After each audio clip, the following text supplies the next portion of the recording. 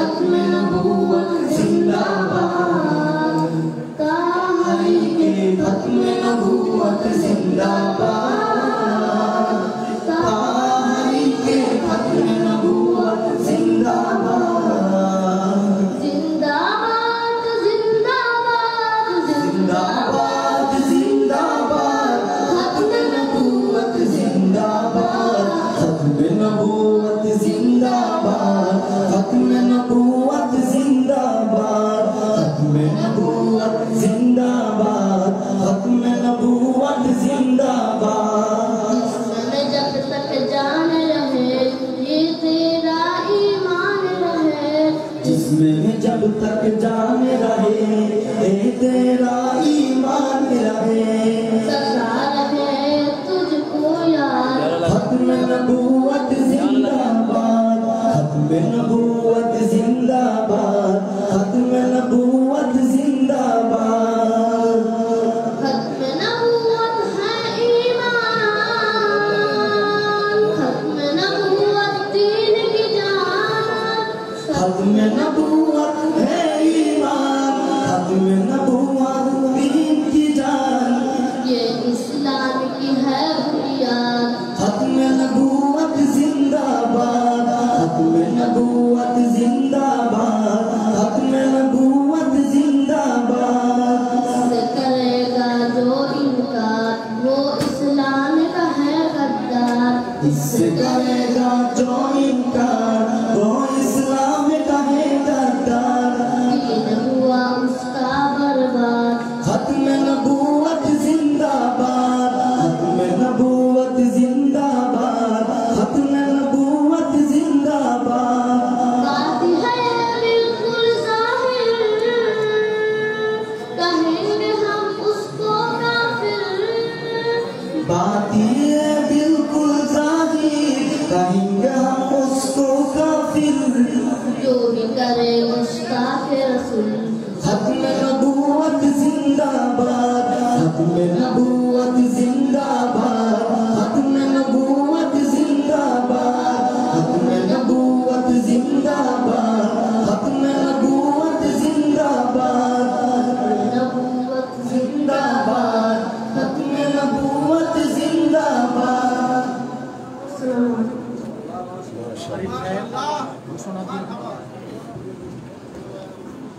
সম্মানিত সুধী মণ্ডলী, আপনারা যারা দাঁড়িয়ে আছেন অতি সত্বর মাহফিলের প্যান্ডেলের ভিতরে বসে যান, কোনো বিশৃঙ্খলা করবে না। পীর সাহেব হুজুর বসে আছেন, বিনয় সহকারে মাহফিলের প্যান্ডেলের ভিতরে বসে যান। সম্মানিত সুধী মণ্ডলী, এ পর্যায়ে অত্যন্ত গুরুত্বপূর্ণ আলোচনা পেশ করবেন আন্তর্জাতিক খ্যাতি সম্পন্ন প্রখ্যাত আলেম দ্বীন পীরে কামেল হযরতুল আল্লাহ হযরত মাওলানা পীরজাদা শফিকুল ইসলাম পীর সাহেব ফতেহাবাদ দরবার শরীফ।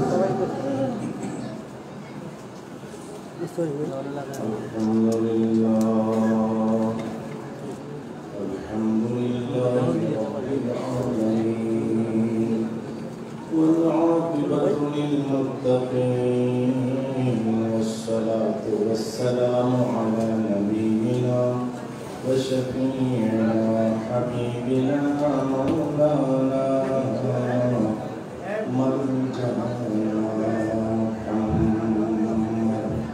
صلى الله عليه وعلى آله وسلم يا أول الأول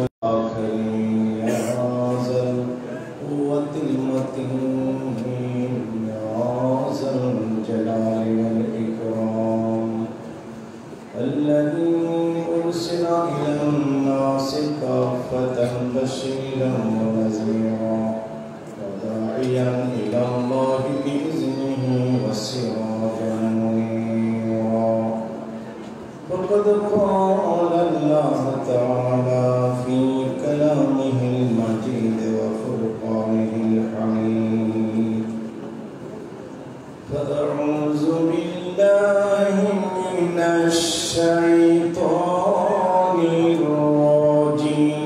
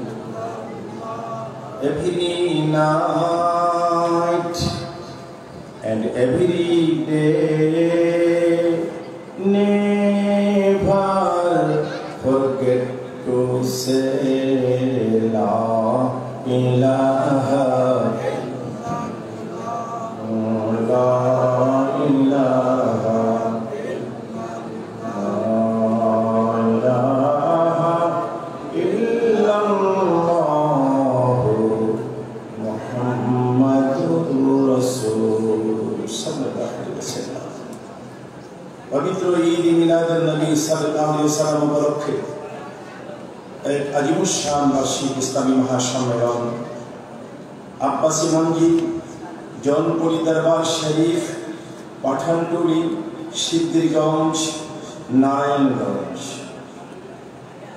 আজকের এই পবিত্র অনুষ্ঠানে মাহতারাম সদরে জলসা ও যিনি মোনাজাত পরিচালনা করবেন আমির তাহরিকে খতমে নবুয়ত বাংলাদেশ আওলাদে রাসূল সাল্লাল্লাহু আলাইহি ওয়াসাল্লাম শেখুল হাদিস মুনাজ্জির মিল্লাত আল্লামা মুফতি ডক্টর মোহাম্মদ এনায়েতুল্লাহ আব্বাসী ওয়া সিদ্দিকী জৌনপুরি হুজুর, বর্তমান গদ্দারি শিল্পী আব্বাসী মঞ্জিল জৌনপুরি দরবার শরীফ ও মুহতারাম মাশায়েখে ইজাম ওলামায়ে কেরাম, সম্মানিত মুসলমান ভাইরা, পর্দার আড়ালে সবন্নতা মা ও বোনেরা, মহান আল্লাহ পাকের দরবারে অসংখ্য শুকর যিনি আমাদের মুসলমান করেছেন আর যিনি এই পবিত্র ঈদ মিলাদুন নবী সাল্লাল্লাহু আলাইহি ওয়াসাল্লামের মাহফিলে আসার তৌফিক দিয়েছেন।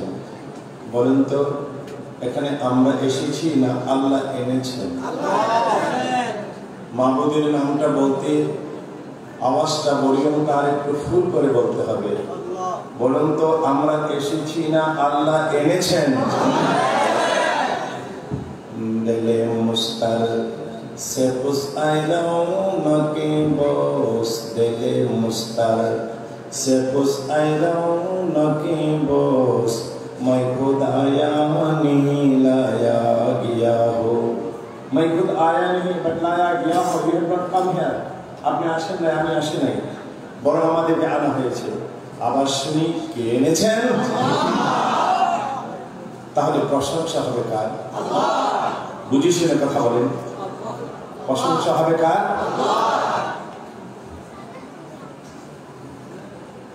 তাহলে চলুন স্পষ্ট ভাষায় সমাগত কণ্ঠে সে আল্লাহর প্রশংসা আমরা জ্ঞাপন করে দেব। কালেমাতুর শুকর আদায় করতে গিয়ে বলে দেব আলহামদুলিল্লাহ। বন্ধুগণ, আমার বাবাজিরা, পবিত্র কালামে পাকের সূরাতুল মায়েদা 15 নম্বর আয়াতে কারিমার শেষ অংশ এবং 16 নম্বর আয়াতে কারিমা আপনাদের সামনে তেলাওয়াত করেছি। পাশাপাশি তার সাপোর্টে আরো কিছু আয়াতে কারিমা তেলাওয়াত করেছি। নবীজির একখানা হাদিস শরীফ আপনাদের সামনে উপস্থাপন করেছি। মহান আল্লাহ পাক ওয়াজদে কুদ্দুস বারি তাআলা অলমাইটি লর্ড সর্বশক্তিমান আল্লাহ তার কাছে তৌফিক চাচ্ছি আল্লাহ আমাকে আয়াতে কারিমার বিশুদ্ধ তাফসীরের ব্যাখ্যা, তার ঐতিহাসিক বৈজ্ঞানিক ভৌগোলিক আলোচনা আপনাদের সামনে অতি স্পষ্ট ভাষায় তুলে ধরতে আল্লাহ আমাকে তৌফিক দিন। পাশাপাশি এই সমস্ত আলোচনাগুলো ইন আওয়ার লাইফ আমাদের সবার জীবনে সুন্দরভাবে বাস্তবায়ন করার তৌফিক দিন। আমরা সকলে বলি আল্লাহুম্মা আমিন। আমি পবিত্র কালামে পাকের সূরাতুল মায়েদার 15 নম্বর আয়াতে কারিমার শেষ অংশ থেকে তেলাওয়াত করেছি। قد جاءكم من الله نور وكتاب مبين। ইরশাদ হচ্ছে, নিশ্চয়ই তোমাদের কাছে এসেছেন এক আলোর প্রতীকা বস্তু এবং স্পষ্ট কিতাব কুরআন। ইহদি বিহিল্লাহু মান ইত্তাবা রিদওয়ানাহু সুবুলাস সালাম। যারা আল্লাহ পিপাসু, যারা আল্লাহর রাজামন্দি চায়, তাদেরকে হেদায়েতের পথ দেখাবে। ইউখরিজুহুম মিনাজ যুলুমাতি ইলান নূর। অন্ধকার থেকে তাদেরকে ধরে আলোর দিকে নিয়ে আসবে। জোরে বলেন মারহাবা। এই কিতাব, যে কিতাব সম্পর্কে আল্লাহ ইরশাদ করেছেন, যালিকাল কিতাব লা রাইবা ফি, দিস ইজ দ্য বুক, এটি কিতাব, এর মধ্যে কোনো সন্দেহ নাই। আপনারা কি আমার কথায় একমত? আল্লাহর কোরআনে কি কোনো সন্দেহ আছে? নাই। আজকে আমরা ঈদ মিলাদুন নবী সাল্লাল্লাহু আলাইহি ওয়াসাল্লামের জলসাতে উপস্থিত হয়েছি। 1,24,000 পয়গম্বর আমার নবীর আগমনের বার্তা আমার আগেই দিয়ে গিয়েছেন। হযরত ঈসা আলাইহিস সালাম বলেছেন, মিন বা'দি ইসমুহু মুহাম্মদ, আমার পরে যিনি রাসূল আসতেছেন আমি বলে দিয়ে গেলাম ওনার নাম হবে কি? আহমদ। হযরত ইব্রাহিম আলাইহিস সালাম আগে আমাদেরকে ইশারা দিয়ে গিয়েছেন নবীজির কথা, রব্বানা ওয়াবআস ফীহিম রাসূলাম মিনহুম ইয়াতলু আলাইহিম আয়াতিকা ওয়া ইউআল্লিমুহুমুল কিতাবা ওয়াল হিকমা ওয়া ইউযাক্কিহিম। ইব্রাহিম আলাইহিস সালাম আল্লাহর কাছে দোয়া করে গিয়েছিলেন আমার নবীকে পৃথিবীতে পাঠানোর জন্য। উচ্চ কণ্ঠে জোরে বলেন মারহাবা। নবীজি সম্পর্কে কোরআন মাজিদে আল্লাহ বারবার বলেছেন, হুয়াল্লাযী আরসালা রাসূলাহু বিল হুদা ওয়া দীনিল হক লিইয়ুযহিরাহু আলা দ্বীনি কুল্লিহি ওয়া কাফা বিল্লাহি শাহীদা। আর ইরশাদ করেছেন আল্লাহ, আমার বন্ধু সম্পর্কে তোমরা জানো, আমি হলাম রাব্বুল আলামিন, আমার বন্ধু হলেন আমা আরসালনাকা ইল্লা রাহমাতাল লিল আলামিন। যতটুকু এরিয়ার জন্য আমার আল্লাহ, ঠিক এতটুকু এরিয়ার জন্য আমার নবীজি চিৎকার করে বলে সুবহানাল্লাহ। যুগে যুগে নবীজির আগমনের কথা শুরু হয়েছে পৃথিবী সৃষ্টির আগে থেকে।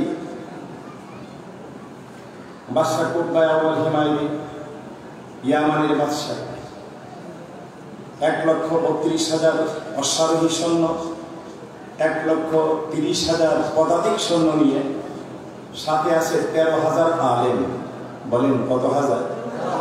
আমার কথার উত্তর দিলে আমি বুঝবো আপনারা বুঝতে পেরেছেন, বুঝতে পারতেছেন। শয়তান কিন্তু আমাদের পিছনে লেগে আছে। নামটা কি বলছি? আরেকটু জোরে বলেন। এক মাওলানা সাহেব একটা বাউন্ডারি ওয়ালের পাশে বসে রেস্ট দিতেছে। আরেক হুজুর এসে বলে, এই যে মাওলানা আপনি এখানে বসে আছেন, এই যে নতুন ওয়াল, এটা ভেঙে গেলে আপনি ঘুরে মারবেন। মাওলানা তো এই কথা শুনে দিছে, দৌড় দিতেই নতুন ওয়ালটা ভেঙে পড়ছে। এখন তো এই মাওলানা ডাকতেছে, হুজুর হুজুর দাঁড়ান দাঁড়ান। আপনার মতো আল্লাহর ওলি হয় না, কারণ আপনি যদি আমাকে অ্যালার্ট না করতেন যে নতুন ওয়াল, আমি তো ওয়ালের নিচে করে জামা পরে মারতাম। একটু দাঁড়ান হুজুর, আপনার মোবাইল নাম্বারটা একটু দেন। উনি করে আলে বোকা, আমার আবার মোবাইল, আমি হলাম শয়তান। কে কে? আপনি শয়তান। আমাকে উঠতে বললেন কেন? করতে বলেছি, আপনি যদি ওয়ালের নিচে চাপা পড়ে মরেন, আপনার দরজা হবে শাহাদতের দরজা। যাতে আপনার কবরে শাহাদতের দরজা না থাকে, এখান থেকে উঠাই একটা কথা বলে আপনাকে এই দরজা থেকে বঞ্চিত করে দিলাম। জোরে বলেন নাউযুবিল্লাহ। ভালো করে খেয়াল করেন, বাদশা কুতবা আউয়াল হিমায়রি 1,32,000 অশ্বারোহী, 1,30,000 পদাতিক সৈন্য নিয়ে মক্কাতুল মুকাররমা, সাথে আছে 13,000 আলেম। বিশাল এরিয়া মক্কায় তাবু গেছে। দিন যায় রাত যায়, দিন যায় রাত যায়। ওনার মনে দুঃখ, উজিরে আজম জাহাপনা, এতদিন হলো আমার মতো বাদশা, ইয়েমান থেকে আসলাম, 1,32,000 অশ্বারোহী, 1,30,000 পদাতিক সৈন্য, 13,000 আলেম নিয়ে, কিন্তু আজ পর্যন্ত মক্কার কোনো লোক আমাকে দেখতে আসলো না। উজিরে আজম বলে, স্যার আমরা খোঁজ খবর নিয়ে দেখেছি, এই মক্কাতে একটা ঘর আছে, নাম হলো বাইতুল্লাহ। নামটা কি? জোরে বলেন। এই এলাকার লোকগুলি এই ঘরটার এত পাগল, এখানে কি রাজা আসে না প্রজা আসে, তারা এগুলির খোঁজ খবর নেয় না, তারা শুধু পাগল আল্লাহর ঘরের। সুবহানাল্লাহ। দুনিয়া কি বুত কদমে পহলা खुदा का हम उसका पासबा हो ओ पासबा हमारा। হুজুর আল্লাহর ঘরের পাগলেরা। বাদশাহ মনে মনে তাহলে আমার সম্মানের হানি হওয়ার একমাত্র কারণ হলো আল্লাহর ঘর বাইতুল্লাহ। মনে মনে সিদ্ধান্ত নিয়েছে, তাহলে আমি ঘরটাকে ভেঙে চুরমার করে দেব। নাউযুবিল্লাহ। যখনই উনি মনে মনে ভাবলেন বাইতুল্লাহকে ভেঙে ফেলবো, লোকেরা আমার কাছে আসবে, সাথে সাথে নাক দিয়ে রক্ত, চোখ দিয়ে রক্ত, কান দিয়ে রক্ত গড়গড় করে শুরু হয়ে গেছে। একটু পরে দেখে পুষ পড়া শুরু হয়েছে, একটু পরে দুর্গন্ধ। ওনার সাথে মেডিকেল বোর্ড আছে, বহু চেষ্টা করতেছি, কিন্তু রোগের কোনো পরিবর্তন হয় না। বাদশা উজির আজম সবার নিয়ে মিটিং করলেন, কোনো কাজ হয়নি। 13,000 আলেমকে জিজ্ঞেস করলেন, রে আলেমেরা, 13,000 আলেম আপনাদের আমি আমার সাথে আনলাম, যত্ন কম নয়। আপনারা কেউ মুখ খুলেন না, আমার রোগ কেন ভালো হয়ে না, আমি কি মারা যাব? আলেমুল আমার আপনার রোগ হইল আসমানি, আর আপনি চিকিৎসা করেন জমিনে। আল্লাহু আকবার, জোরে জোরে। রোগ তো এটা আসমানি, আর চিকিৎসা চলছে জমিনে, এই জন্য রোগ ভালো হয় না। মানে আবার কি? আপনি মনে মনে কোনো, আমরা যে বললাম বাইতুল্লাহ আছে, এটা নিয়ে কোনো আবার খারাপ ধারণা মন্তব্য করেছেন কিনা? বাদশা করে, ঠিকই তো, আমি তো মন্তব্য করেছিলাম আল্লাহর ঘরটা বাইতুল্লাহ ভেঙে চুরমার করে দেব। ওলামায়ে কেরাম বলেন, ও বাদশা, বাইতুল্লাহ নিয়ে মন্তব্য খারাপ করেছেন, এখনো সময় আছে, সেজদা দেন, আল্লাহর কাছে বলেন, আল্লাহ আমি অন্যায় করেছি, তোমার ঘর ভাঙবো না। আল্লাহু আকবার, জোরে বলেন।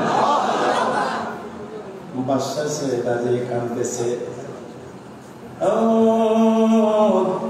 আমি ভুল করেছি, আমাকে মাফ করে দাও। সেটা থেকে মাথা তুলে দেখে রোগ নাই, একদম ভালো হয়ে গেছে। রোগ দেন কে? আবার নিয়ে যান কে? বাদশা বলে, শোনো, উজির আজম বাইতুল্লাহর সাথে একবার বেয়াদবি করে আমার যে অবস্থা, আল্লাহর কাছে বলছে, আল্লাহ তোমার ঘর ভাঙবো না, যাও, তোমার ঘরকে বেইজ্জতি করার নিয়ত করেছিলাম, আমি তোমার ঘরকে সম্মান দিয়ে তোমার ঘরের উপরে গিলাপ লাগাই দেবে। কি লাগাই দেবে? এ শুরু হয়ে গেল, তোমার ঘরে আমি গিলাপ লাগাই দেব। বাদশা মক্কার প্রত্যেকটা লোকের ঘরে ঘরে গিয়ে 7 দিরহাম এবং 7 জোড়া কাপড় সবার ঘরে ঘরে দিয়ে এসে বলছে, আমি এখানে আর থাকবো না, কারণ আবার কোন মন্তব্য করে ফেললে কোন বিপদে পড়ে যায়, আমরা চলে যাবো ইয়াসরা। বুঝিনি তো? 1,32,000 অশ্বারোহী, 1,30,000 পদাতিক সৈন্য, 13,000 আলেম নিয়ে যখন রওনা করেছে 250 মাইল দূর, কি এক অবস্থা হবে। চলে গেলেন ইয়াসরা, তারা গেছেন সেখানে। বাদশা সবকিছু পর্যবেক্ষণ করতেছে, নজর করে দেখে 13,000 আলেম দিনের বেলা এরা তাঁবুর ভিতরে থাকে না, কোথায় চলে যায়। বাদশা বলল, উজির আজম মন্ত্রী পরিষদ, আলেমেরা কোথায় যায় একটু খবর নেন, এরা কেন তাঁবুতে দিনের বেলা পাই না। এরা বলে, বাদশা আলেমরা মরুভূমিতে যাইয়া বালিপোড়া থেকে কতগুলি পাথর কুড়ায়, পাথরগুলি হাতে নিয়ে আবার নাকের মধ্যে গ্রাম নেই, বলেন সুবহানাল্লাহ। বাদশা বলেন, দেখাও। ও আলেমেরা, মরুভূমিতে পাথরগুলি কুড়ান, আবার নাকের মধ্যে নিয়ে গ্রাম নেন, ব্যাপার কি জানতে চাই। আলেমরা বলে, বাদশা তাওরাত, ইনজিল, জবুর এই কিতাবে আমরা পড়েছি, এখন আমরা যেখানে আসলাম এই জায়গাতে আমার নবী আসবেন, হিজরত করে। আল্লাহু আকবার, জোরে জোরে বলেন। বাদশা তাওরাত, ইনজিল, জবুরে বিস্তারিত লেখা আছে, যেখানে আমার নবী হিজরত করে আসবেন ওখানের মাটির গ্রাম কেমন হবে, পাথরের গ্রাম কেমন হবে। বাদশা কো, ও বাদশা, পাথরগুলো নাকের গোড়ায় নিয়ে দেখি হুবহু ওই গ্রাম পাওয়া যায়। বাদশা বলে, তাহলে আপনারা কি করতে চান? 13,000 আলেম বলছে, আমরা এখান থেকে আর যাব না, আমাদেরকে এখানে বাড়ি ঘর করে দেন। বাদশা বলল, এখান থেকে যাবেন না আপনারা, মুহাম্মদ সাল্লাল্লাহু আলাইহি ওয়াসাল্লাম আসতে আরো 1000 বছর বাকি আছে। কয় হাজার? আরো জোরে কয় হাজার? আপনারা এখানে কেন থাকবেন? তারা বলছে, বাদশা আমাদেরকে কোয়ার্টার করে দেন, আমাদের হায়াতে জীবনে যদি আল্লাহ রাসূল আসেন, নবী মুহাম্মদ রাসূলুল্লাহ সাল্লাল্লাহু আলাইহি ওয়াসাল্লাম যদি আগমন করেন দেখা হলো, আর যদি না আসেন আমরা এই মাটির নিচে আমাদের কবর হবে। আল্লাহর দোস্ত এই মাটির উপর দিয়ে যখন চলাচল করবে ওই নবীর পায়ের বরকতে আমাদের কবর আযাব মাফ হয়ে যাবে। আমার নবীজি আগমনের বার্তা, আমার নবীজির ঈদ মিলাদুন নবী সাল্লাল্লাহু আলাইহি সাল্লামের এই নবীর শুভাগমন যুগ যুগ ধরে অনেক আগের থেকে নবী পৃথিবী আসার হাজার হাজার বছর আগের থেকে বিভিন্ন জন বিভিন্ন রকমের শুভাগমনের আওয়াজ দিয়েছেন। এই মাসে রবিউল আউয়ালের আজকে 12 তারিখে রাতও নয় দিনও নয়। রাত বলে আল্লাহ তোমার বন্ধুকে আমি রাতের মধ্যে দাও, দিন বলে আল্লাহ তোমার বন্ধুকে আমি দিনের মধ্যে দাও। এমন সময় আল্লাহর বন্ধুকে পাঠালেন রাতও না দিনও না, সবে সাদেকের সময়, জোরে বলেন সুবহানাল্লাহ। বন্ধুগণ, মোস্ট ইম্পর্টেন্ট এন্ড ইন্টারেস্টিং আলোচনা মুহাব্বতে একটু বলুন আল্লাহুম্মা সাল্লি আলা সাইয়্যিদিনা মাওলানা ওয়া আলা আলি সাইয়্যিদিনা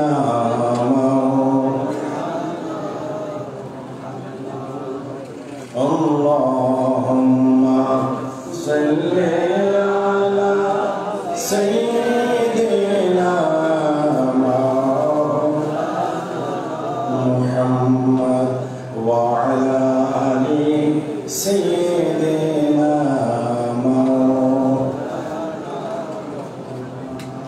লা ইলাহা ইল্লাল্লাহু মুহাম্মাদুর রাসূল সাল্লাল্লাহু আলাইহি ওয়াসাল্লাম। নবীজি রাস্তা দিয়ে যাচ্ছেন, একটা সাপুরিয়া ডাক দিল, এই যে কে তুমি? নবীজি আসতে পেরে মাথা মোবারক ঘুরে বলে, আমার পরিচয় চাও? তোমার বক্সের ভিতরে কি? বলছে আমার বক্সের ভিতরে সাপ। নবীজি ফরমান তারে কাজ করো, আমার পরিচয় আমি দিতে হবে না, আমার পরিচয় তোমার সাপের জিগাও। ভলিউমটা বাড়ে সুবহানাল্লাহ বলেন। সাপুরিয়া তো আশ্চর্য হয়ে গেল, বক্সের ভিতরে সাপ। সাপুরিয়া বলতেছে, কিরে সাপ, বলতো উনি কে? ফাঁস করে সাপটা মাথা ধরে ফনা ধরে বলল, হাযা মুহাম্মাদুর রাসূলুল্লাহ। সাপুরিয়া দিল দৌড়। নবীজি বলেন, কোথায় যাও? যে সাপ আপনার পরিচয় দেয় আমাকে ছাড়বে না। নবীজি বলেন, সাপুরিয়া রে দৌড়ে ভাগবে কোথায়? যেখানে যাবে। ইয়া মা'শারাল জিন্নি ওয়াল ইনসি ইন ইসতাতা'তুম আন তানফুযু মিন আকতারিস সামাওয়াতি ওয়াল আরদ ফানফুযু লা তানফুযুনা ইল্লা বিসুলতান ফাবিআইয়ি আলা'i রাব্বিকুমা তুকাজ্জিবান। এই বর্তমান যুগে কিছু মানুষ আছে আশরাফুল মাখলুকাত, তারা নবীজির চেনে না, ঠিক কিনা বলেন? ওই দেখুন ফ্রান্সের গভর্নমেন্ট ম্যাক্রন আমার নবীজির ব্যঙ্গচিত্র করেছে, ফ্রান্সে করেছে নবীর ব্যঙ্গচিত্র। সারা পৃথিবীর মুসলমানের কলিজার মধ্যে যেন চাকু মেরেছে, ঠিক কিনা কথা বলেন?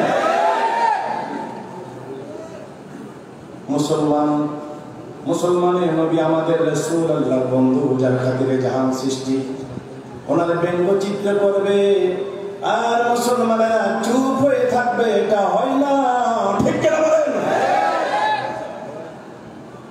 এটা নবী উম্মতের কোনো পরিচয় হয় না, নবী সুন্নিয়তের কোনো পরিচয় হয় না। নবীর মুহাব্বত অন্তরে না থাকলে আমার ভাইরা, আমার বাবারা, নবীর উপরে আঘাত হবে আর উম্মত চুপ করে বসে থাকবে, এটা তো নামের উম্মাহ। আমার ভাইরা, আমার বাবাজিরা, আসুন আমার নবীজি গভীর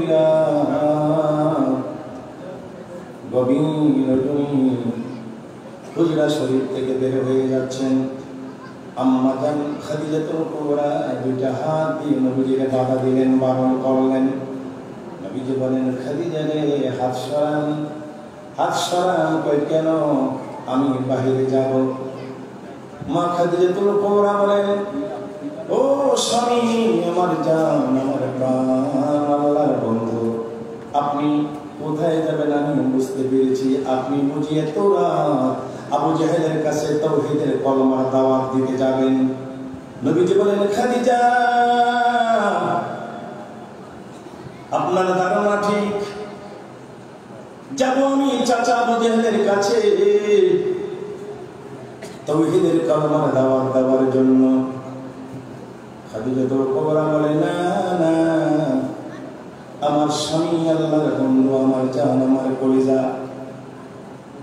এত রাতে আবু জাহেলের কাছে যেতে দেব না যে আবু জাহেলকে আপনি 400 বার কালেমার দাওয়াত দিয়েছিলেন জোরে কোন কয়বার আরে জোরে বলেন না কতবার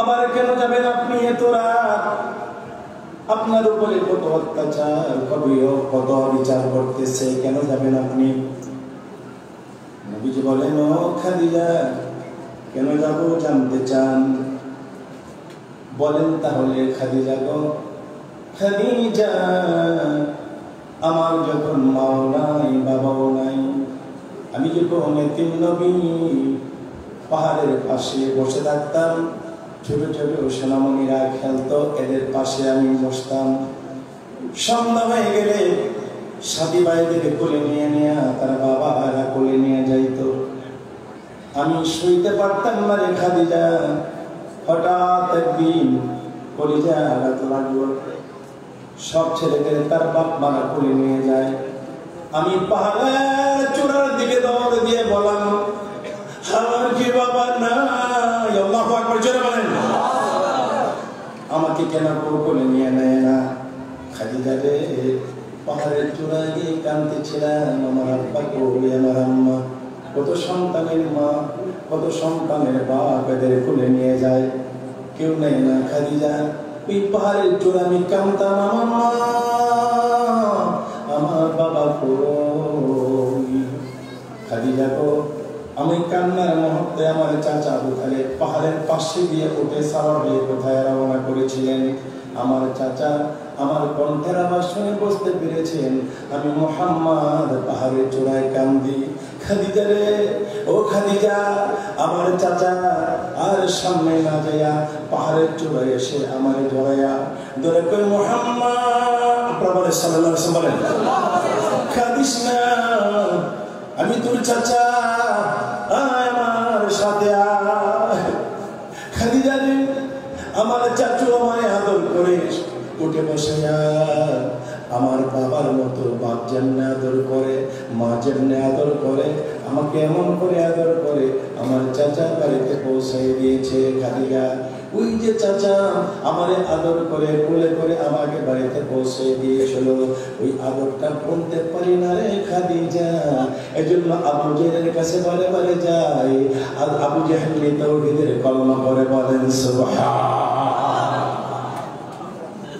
আমার ভাইরা আমার বাবাজিরা আল্লাহর রাসূল যখন বললেন তুমি রাস্তা ছেড়ে দাও এবার মা খাদিজাতুল কুবরা বলেন যান তাহলে আমার কোনো বাধা নাই বাবার কথা মনে পড়েছে ওই চাচা বাবার আদর করেছে যান আবার চাচার কাছে যান গভীর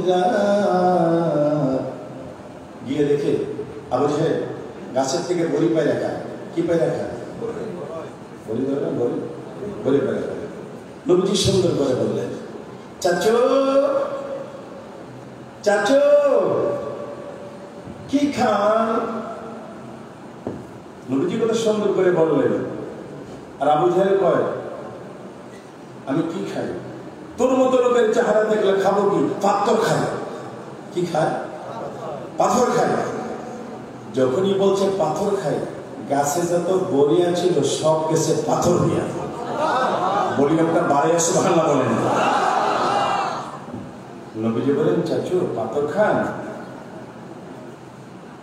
আরো কিছু খান তাকাই দেখে পাথর কিরে বাতি যাবে এটা না বড়িয়া ছিল এখন তো হয়ে গেল পাথর আর এটা কে করেছে নবীজি বলেন চাচু কাজটা কে করেছে বড়ি গাছের পাতায় পাতায় তাওহীদের কলমা শরীফ লেখা উঠে গেছে, লেখা হয়ে গেছে।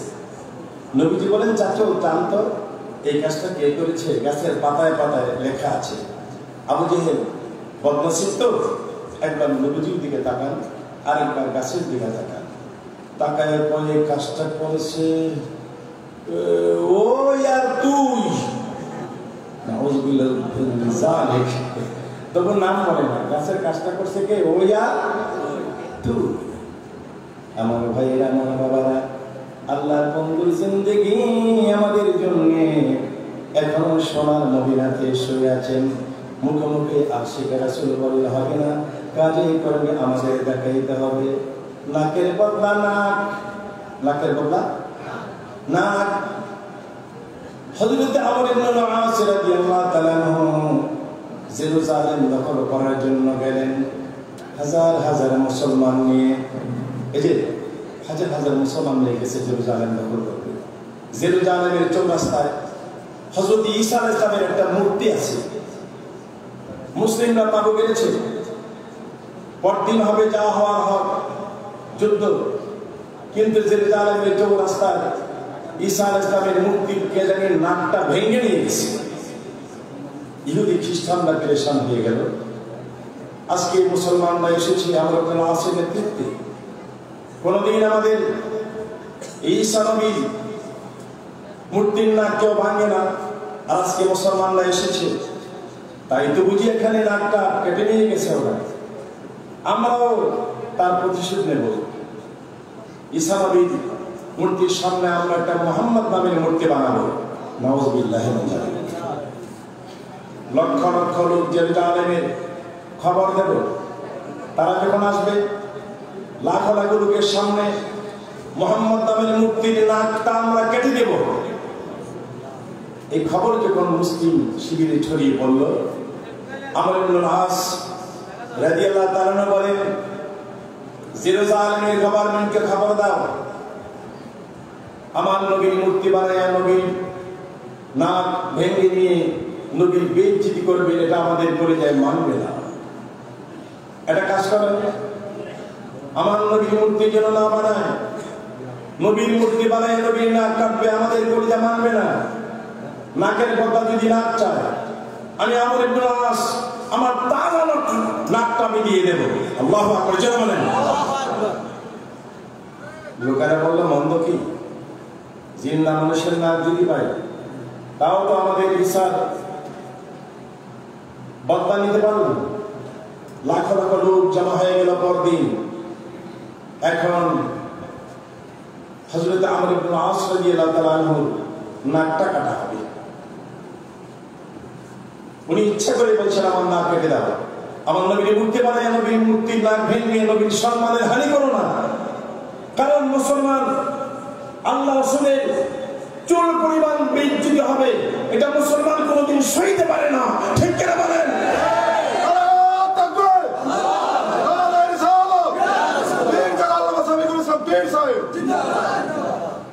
লাখ লাখ লোক জল্লাদ আসতেছে। হযরত আমর ইবনে আস রাদিয়াল্লাহু তাআলা আনহু, আমি মিশর গিয়েছিলাম, মিশর আমার প্রোগ্রাম ছিল, বিরাট মসজিদ আছে, মসজিদে আমর ইবনে আস, এই মসজিদে আমি নামাজ পড়েছি মিশরে। মিশর দখল করতে উনি গিয়েছেন, সেখানে আমি এত শান্তি পেয়েছি। মসজিদ আমর ইবনে আস রাদিয়াল্লাহু তাআলা মিশরে সে মসজিদে নামাজ পড়ে, নামাজের পর মিশরের লোকেরা আমাকে ধরে ধরে রিকোয়েস্ট করে সেলফি ছবি তুলতে লাগলো মোবাইল দিয়ে।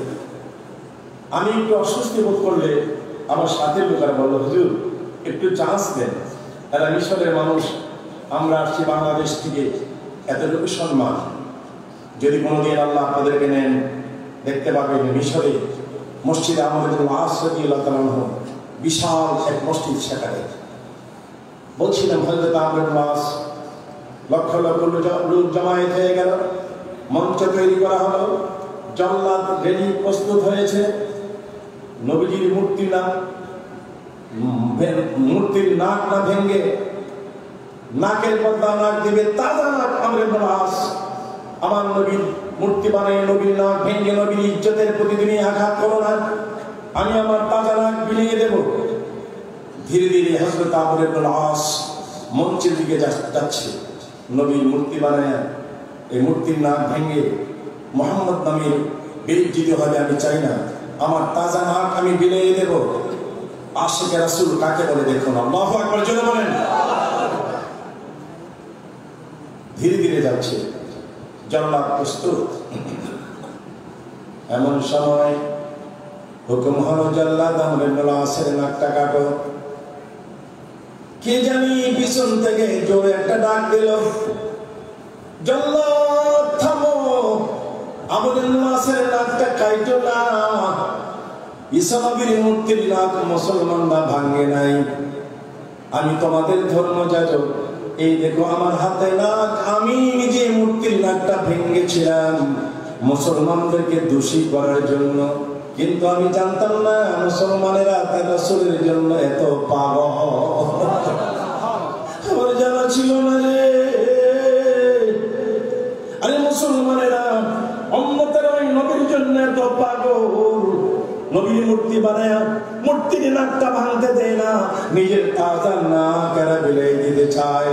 জল্লাদ রে, আমি ইহুদি, আমরা নাসারা, ও জল্লাদ আমি ধর্মযাজক, দাও আমর ইবনে আসের নাকের মধ্যে তরবারি লাগাবা না। আমি এই দেখো আমার হাতে ভাঙা নাকটা, আমি যে দেখলাম মুসলমান তাওহীদের কালমা পড়লে আল্লাহর পয়গম্বরের জন্য এত পাগল হয়ে যায়, আশিক হয়ে যায়। যাও লক্ষ লক্ষ লোকের সামনে আমিও তাওহীদের কালমা পড়ে মুসলমান হয়ে গেলাম।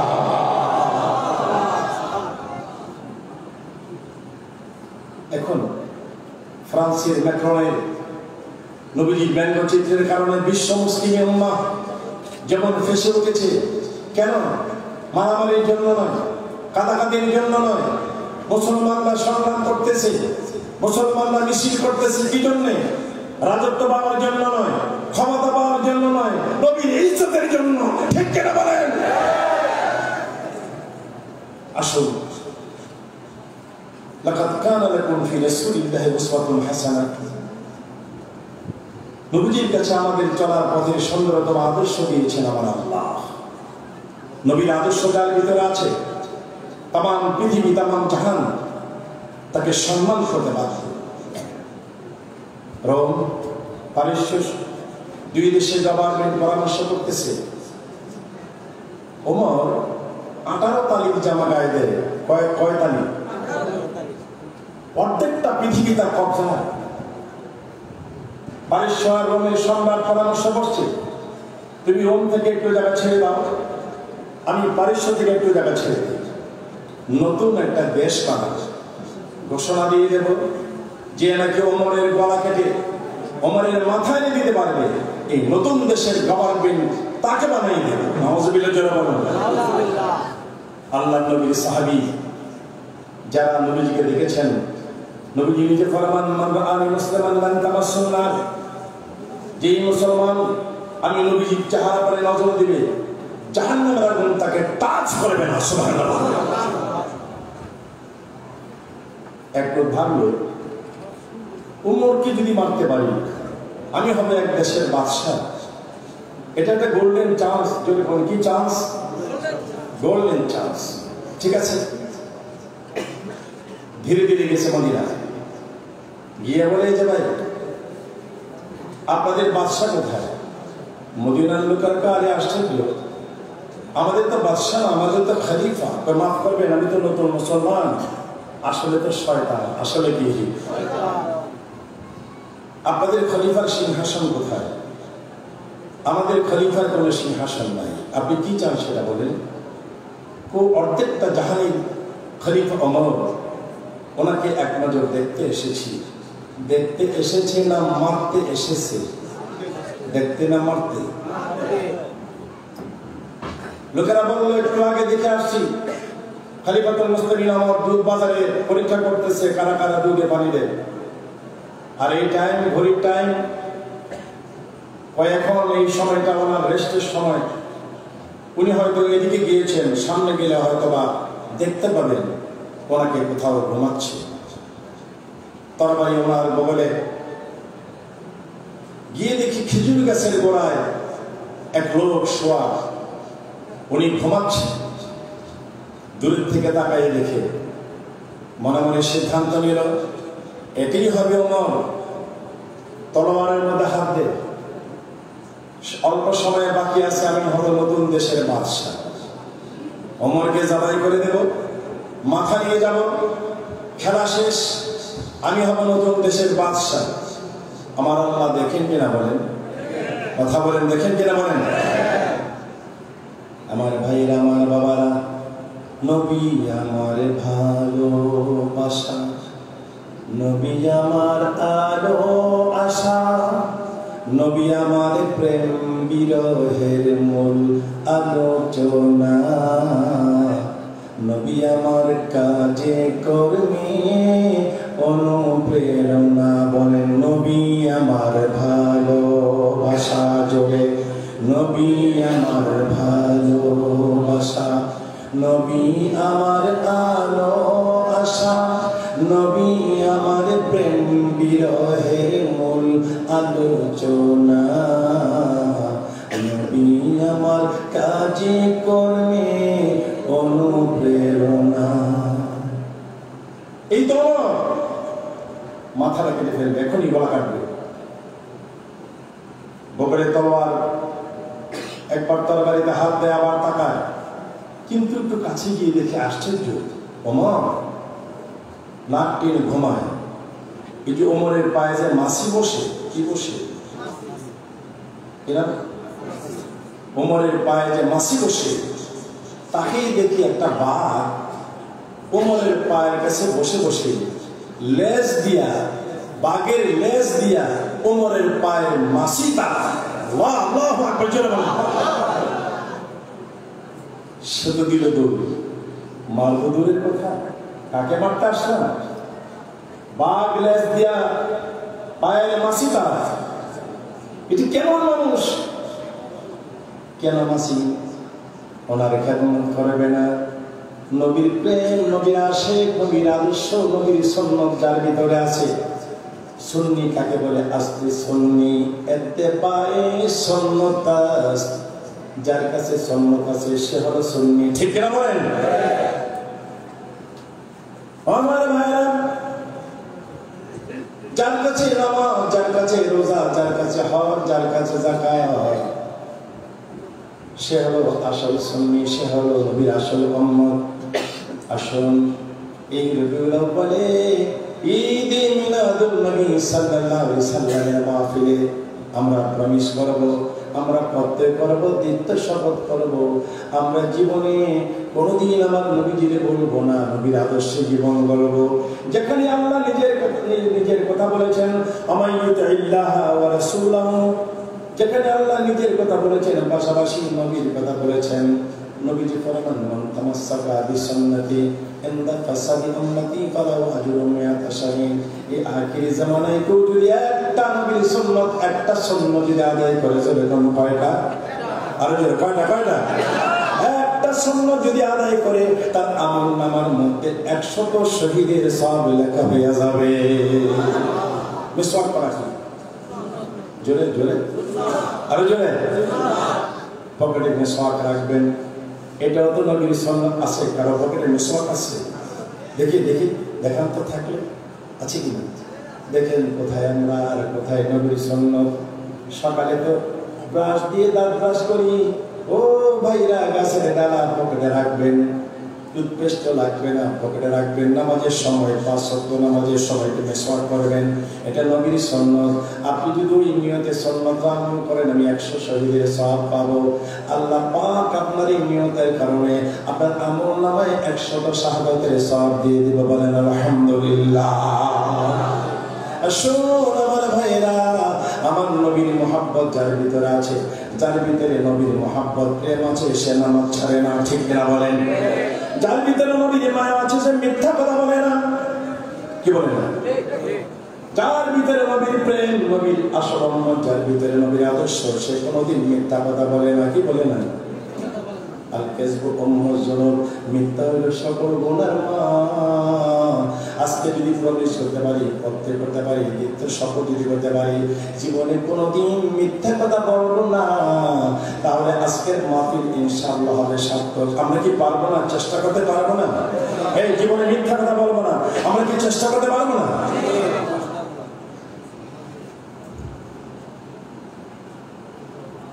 আল্লাহ রাসূলের সে আদর্শ আমরা যাতে জীবনে বাস্তবায়ন করতে পারি। ভারতে একটা জায়গা নিয়ে গণ্ডগোল, হিন্দুরা বলতেছে এই জায়গাটা মন্দিরে, মুসলমানরা বলতেছে এই জায়গাটা মসজিদে।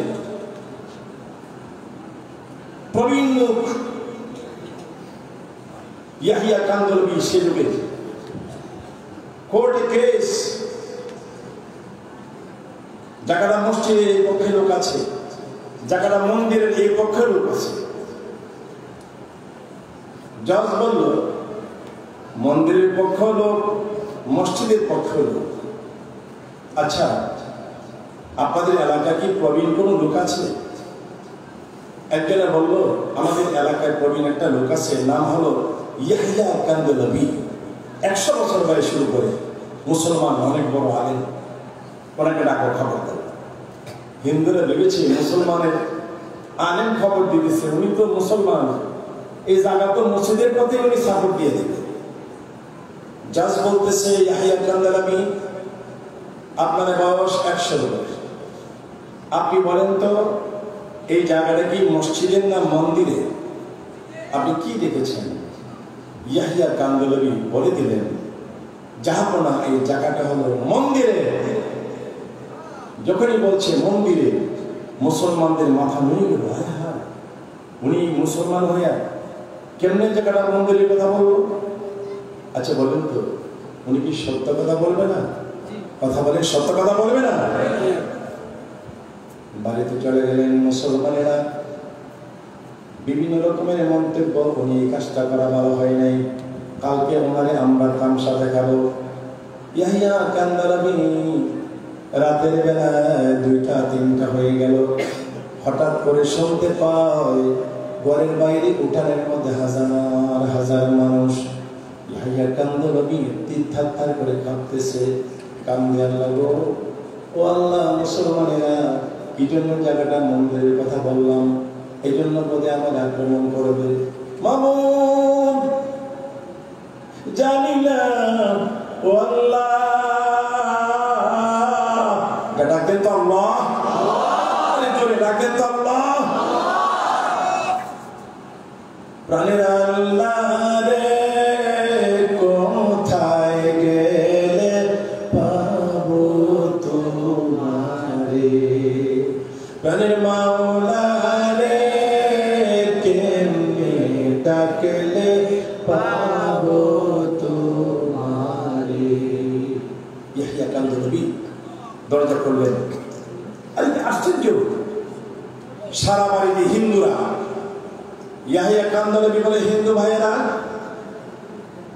আমার বাড়িঘর ভর্তি করে ফেলেছেন আপনারা, হিন্দু মানুষ, কারণ কি?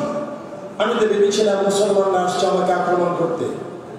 হিন্দুরা বলছে, হুজুর, আমাদের জানা ছিল না, নবীর উম্মতের দাবি করলে তার চরিত্র তো ভালো হয়। আপনি যদি বলতেন জায়গাটা মসজিদে, রায় দিয়ে দিত মসজিদে। আপনি বললেন মন্দিরে, আমরা এলাকার হিন্দুরা বসে পরামর্শ করেছি, তাওহীদের কালেমা পড়লে মানুষের চরিত্র যদি এত ভালো হয়, নবীর উম্মত হলে তার চরিত্র যদি এত ভালো হয়, মিথ্যা কথা উনি বলল না। হুজুর, হাজার হাজার হিন্দু আমরা এসেছি, আমাদেরকে তাওহীদের কালেমা পড়ায়া মুসলমান বানায় দেন, মানে সুবহানাল্লাহ। আল্লাহ আমাদের সকলকে আল্লাহ পাকের আইন ও কানুন মেনে নবীর আদর্শ মতো সুন্দর জীবন গড়ে তুলে এই জিন্দেগি বসর করার তৌফিক দিন, আমিন। ওয়া আখির দাওয়ানা আলহামদুলিল্লাহি রাব্বিল আলামিন।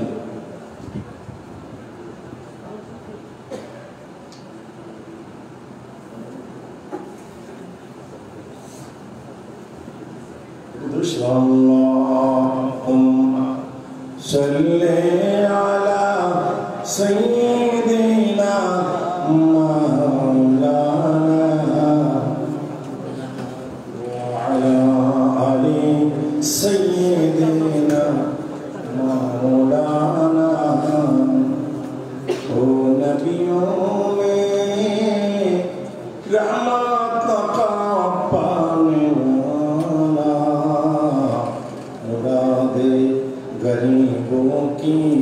पर लाने वाला। अल्लाह आवाज करें लक़द जाअकुम, ओ बंदारा তোমাদের কাছে এসেছে রাসূল, আমার বন্ধু তোমাদের কাছে প্রেরণ করলাম। আজিজ যিনি হলেন হিতাকাঙ্ক্ষী, নবী সোনার মদিনায় শোয়া, আমাদের মহব্বতে আসাদিন গেলেন না। আজিজ নবী হলেন হিতাকাঙ্ক্ষী। আমার ভাইরা, আমার বাবারা, হযরত ওমর অর্ধেকটা তামাম জাহানের, অর্ধেকটা জাহানের খলিফা, উনি রাষ্ট্রপতি। আঙুলটা নাড়া দিলে দুনিয়াটা থারথার করে কাঁপে। এই ওমর, ওনার সম্বর্ধনা আসতে হবে। হাজার হাজার মুসলমানরা আসতেছে ওমরকে সম্বর্ধনা দিতে। ওমর ঘোষণা দিলেন পারস্য রোমের দখল হয়ে গেছে, জেলখানার দরজা খুলে দাও, সকল জেলেদেরকে সাধারণ ক্ষমা দিয়ে দাও। রোমের জেলখানার গেটের সামনে হযরত ওমর, ভালো করে শুনেন, লোকগুলি বের হচ্ছে। ওমর বলতেছেন, লোকেরা, ইয়া আইয়ুহান নাস কুলু লা ইলাহা ইল্লাল্লাহ তুফলিহুন, লা ইলাহা ইল্লাল্লাহ মুহাম্মাদুর রাসূলুল্লাহ তুফলিহুন, তোমরা বলো। সাহাবায়ে কেরাম বলতেছেন, খলিফাতুল মুসলিমিন, আপনি যে ওমর এটা পরিচয় দেন। ওমর বলল, আমি যদি নিজের পরিচয় দিই আমার ভয়ে আর ঈমান আনবে, আল্লাহর ভয়ে আনবে না। এই জন্য আমার ভয়ে পরিচয় গোপন রাখলাম, এরা আল্লাহর মহব্বতে ঈমান আনবে। জোরে বলেন সুবহানাল্লাহ। নজর করে দেখতেছি রোমের জেলখানার ভিতর থেকে একটা যুবতী মেয়ে বোরকা পরিহিত অবস্থায় ধীরে ধীরে জেলের ভিতর থেকে বের হচ্ছে, আসতেছে। ওমর মনে মনে ভাবলেন, এই রোমের ভিতরে, রোমের জেলখানায় কে মেয়েটা? যখন গেটের কাছে আসছে, ডেকে বলে, কে তুমি, কোথায় যাবা? আমাকে খলিফাতুল মুসলিমিন ওমরের কাছে নিয়ে যান। ওমর বলেন, মা, আমি তো কি তোমার কথা বলো? ওই মা, জেলখানায় তুমি কেন? কয়, ওমর, আমি বাদশাহ কায়সারের নাতি। বাদশাহ কায়সারের? আমার নানা ইমানদারদেরকে ধরে এনে গরম তলের মধ্যে, গরম পানির মধ্যে ফেলে দিত, দেখতো পানি নিচে থেকে রুহুটা কেমনে বের হয়। আমি আমার নানারে বাধা দিলাম, নানা কায়সার নিজে বাদশা গো, নানা এই কাজটা ভালো না। নানা আমাকে বলছে, তুমি কি ঈমান এনে ফেলেছ? নানার সাথে কথায় আমি বলে ফেললাম, আমিও ঈমান এনেছি।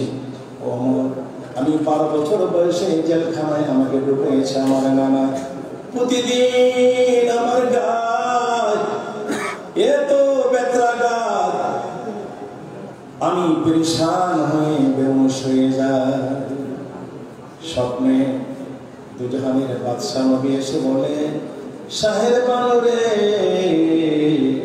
ও শাহের বানু, তৌহিদের কলমা রক্ষার জন্য, আল্লাহর দ্বীন কায়েমের জন্য, নবীর মহব্বতে তুমি রে শাহের বানু। নামটা কি? আরেকটু জোরে। নবীজি এসে সান্ত্বনা দেয়, শাহের বানু, অনেক কষ্ট, তোমাকে মারতে, একটু ধৈর্য ধারণ করো, সবুর করো। আমার নবী আমাকে সান্ত্বনা দিতে স্বপ্নে এসে এসে, ওমর কই, তোমার মতো একটা মেয়ে, আমার একটা ছেলে আছে আব্দুল্লাহ, তুমি কি আব্দুল্লাহর সাথে বিয়ে করতে রাজি আছো?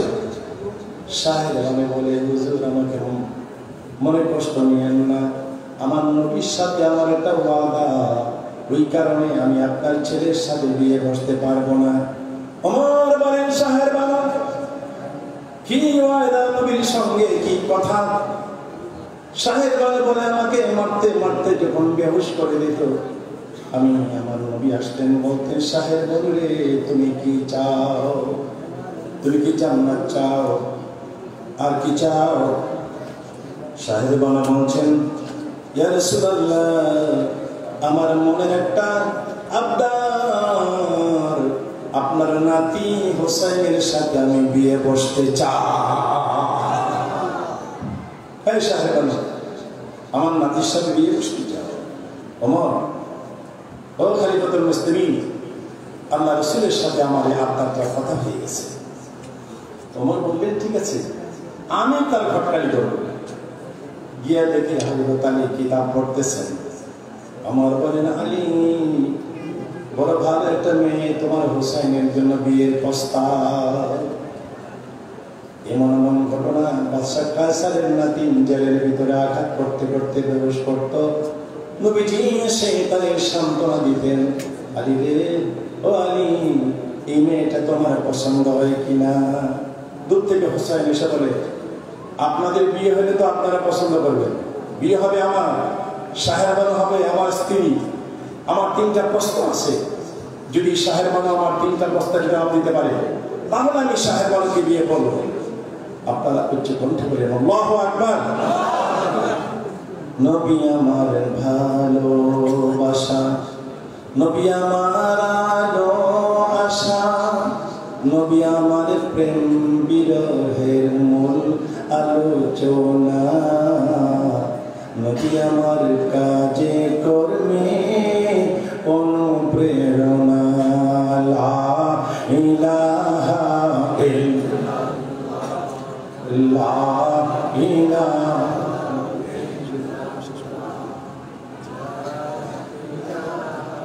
ইল্লাল্লাহ, লা ইলাহা ইল্লাল্লাহ, লা ইলাহা, লা ইলাহা ইল্লাল্লাহ, মুহাম্মাদুর রাসূলুল্লাহ সাল্লাল্লাহু আলাইহি ওয়াসাল্লাম।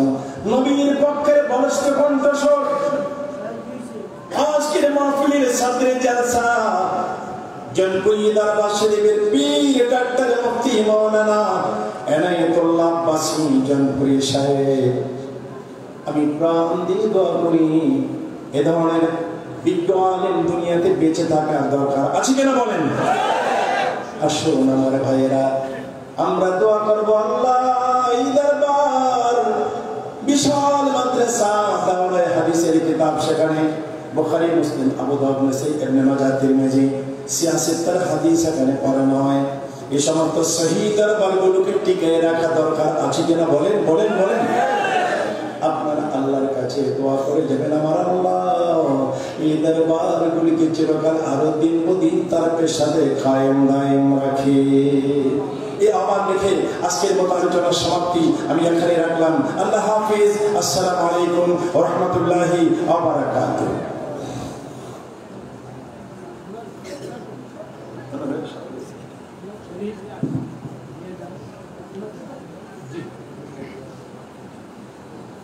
আলহামদুলিল্লাহ। সম্মানিত সুধী মণ্ডলী,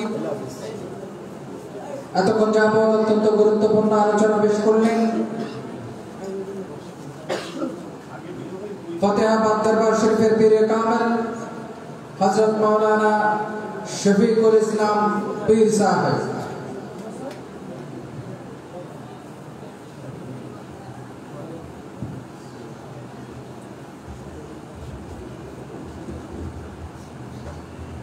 সম্মানিত সুধী মণ্ডলী, এ পর্যায়ে অত্যন্ত গুরুত্বপূর্ণ আলোচনা পেশ করবেন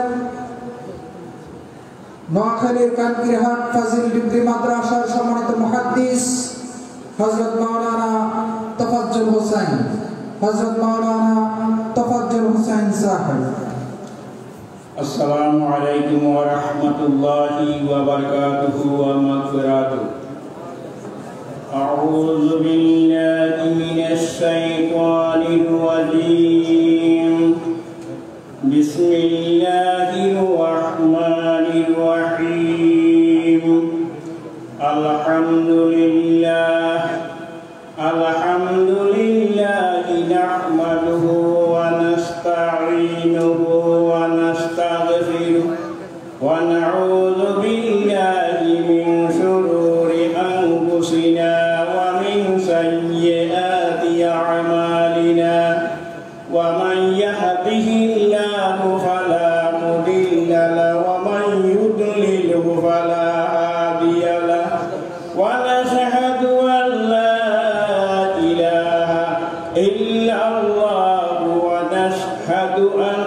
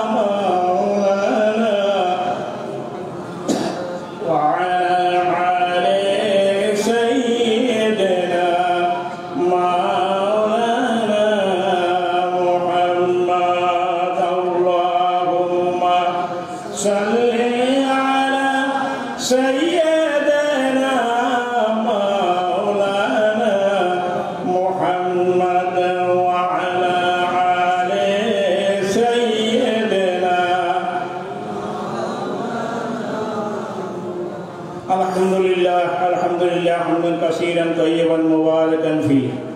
আজকের এই নুরানি ইমানি দ্বীনি রহমত বরকতে পরিপূর্ণ জলসার সম্মানিত সদর সাহেব এই দরবারের বড় বিশেষ মুরব্বী হযরত পীর সাহেব কেবলা, আমন্ত্রিত হযরতে ওলামায়ে কেরাম এবং এই দরবারের সুযোগ্য মুহতারাম হযরত উলামায়ে দ্বীন, মুবাল্লিগিন, আল্লাহর দ্বীনের দাঈ ও রাঈগণ, উপস্থিত আল্লাহর মহব্বতের বান্দা রাসূল পাক সাল্লাল্লাহু আলাইহি ওয়াসাল্লামের মায়ার উম্মতগণ, আসসালামু আলাইকুম ওয়া রাহমাতুল্লাহি ওয়া বারাকাতুহু।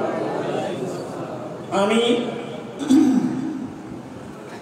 বাংলাদেশের অনেক মুরব্বী, ওলামায়ে কেরাম, হাদিয়ে জমানদারা ছিলেন, বুজুর্গানে দ্বীন, পীর মাশায়েখ, এই বয়সে অনেকেরই দরকার আমি উপস্থিত হয়েছি গিয়েছি। ওনাদের মধ্যে প্রায় 90 জন এখন দুনিয়াতে বাঁচি নাই। বর্তমানে যে ওয়াজ আরম্ভ হয়েছে আপনারা মাজলিসে শুনতেছেন, ইন্টারনেটে শুনতেছেন, তারপরে টেলিভিশনে শুনতেছেন। দিনের অবস্থা খুব খারাপ। আমি বলি আমরা এখন আর সামনের দিকে তাকানোর সময় নাই। সামনের দিকে তাকালে আমরা বেঈমান হয়ে কবরে যাব। আমরা তাকাবো পিছনের দিকে, কারণ পিছনে নবী, রাসূল, সাহাবায়ে কেরাম, তাবিঈন, তাবে তাবিঈন, সালিহিন, উলামায়ে মুতাকাদ্দিমিন, পীর মাশায়েখগণ আমাদের পিছনে আছে। সামনে দরজা আসতেছে, দরজা দিয়ে ফেলার আসতেছে। নিত্য নতুন কথা, নিত্য নতুন ভাষণ তারা দিবে। তাদের কথার দিকে যদি আমরা মনোযোগ দিই, ঈমান হারা হইয়া কবরে যাওয়ার সম্ভাবনা অনেক বেশি। হযরতের সাথে আমার পরিচিতি নেই, কিন্তু হযরতের বয়ান আমার বাকিরা জাহেদ, ওর মাধ্যমে আমি অনেক বয়ান শুনেছি। যে সমস্ত তাৎপর্যপূর্ণ কোরআন শরীফ, হাদিস শরীফ নয়, ইজমাল উম্মত ও কিয়াস, আদিল্লা আরবার মাধ্যমে হুজুর যে সমস্ত দলিল আদিল্লা পেশ করে যুক্তি সহকারে মাসালার ফয়সালা দেন, আমার মনটা শীতল হয়ে যায়। এর জন্য হুজুরের কাছে আসি দোয়া ভিক্ষা চাওয়ার জন্য এবং আল্লাহ পাকের দরবারে ভিক্ষা চাওয়া, আল্লাহ পাক যেন হুজুরে আরো হায়াতকে দীর্ঘায়িত করে দেন। এই মাদ্রাসা দিয়েছেন অনেক পীর মাশায়েখেরা, জৌনপুরের হুজুরও মাদ্রাসা দিয়েছেন, কিন্তু ওনার মাদ্রাসার ধরন হলো অন্যরকম। এটা শুনিও আল্লাহ পাকের দরবারে আমি ফরিয়াদ করি, আল্লাহ এই দ্বীনের কারিগর যে তিনি তৈরি করতেছেন, আল্লাহ পাক ওনার এই মেধাকে, স্মৃতিশক্তিকে, শক্তিকে, ইমানি কুওয়াতকে বহুগুণে বাড়াই দেন। আর যে সমস্ত শরীররা এখানে তৈরি হইতেছে, আল্লাহ পাক তাদের ওনার মতো যোগ্যতা দান করিয়া উম্মতের দায়ী ও রাই হিসাবে উম্মতের দ্বীন ও ইমানের হেফাজতের জন্য কবুল করে, বলেন আমিন। এখানে হাতে কলমে শিক্ষা দিয়ে প্রস্তুত করা হচ্ছে। বর্তমানে এক শ্রেণীর মাদ্রাসাতে মিলাদ কিয়াম, এটা জায়েজ না না জায়েজ, হালাল না হারাম, একতলাফি মাসালাগুলি নিয়ে ওই সমস্ত মাদ্রাসাগুলিতে ট্রেনিং দেওয়া হচ্ছে, ট্রেনিং কি বাইর করে দিচ্ছে। তারা সমাজের মধ্যে বিশৃঙ্খলা সৃষ্টি করতেছে।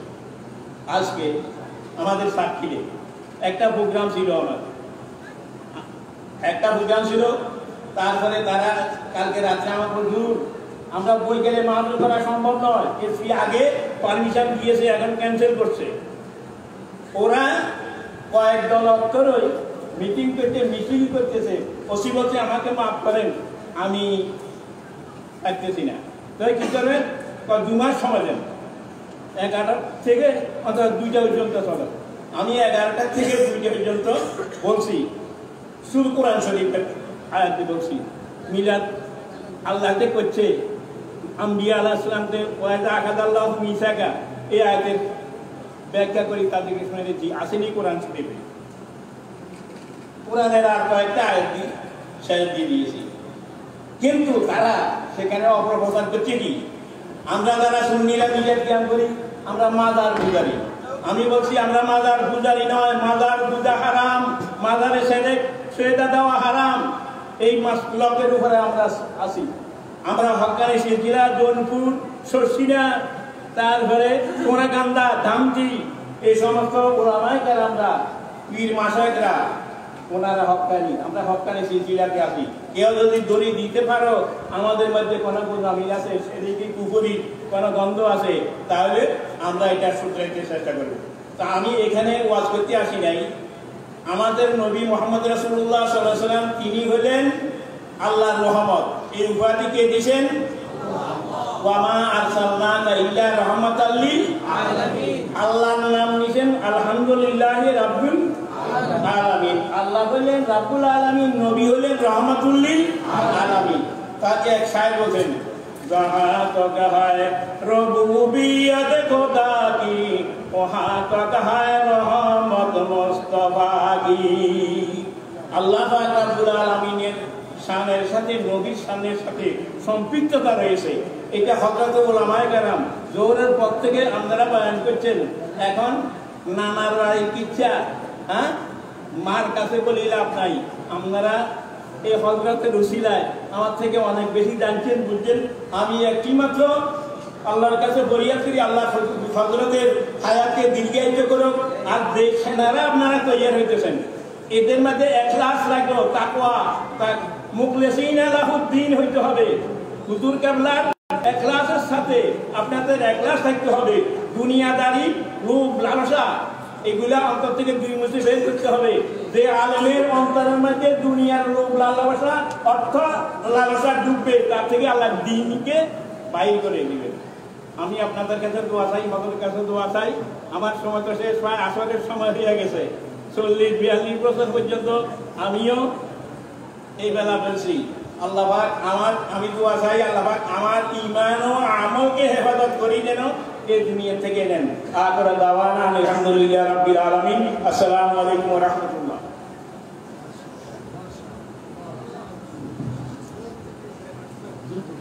আলহামদুলিল্লাহ।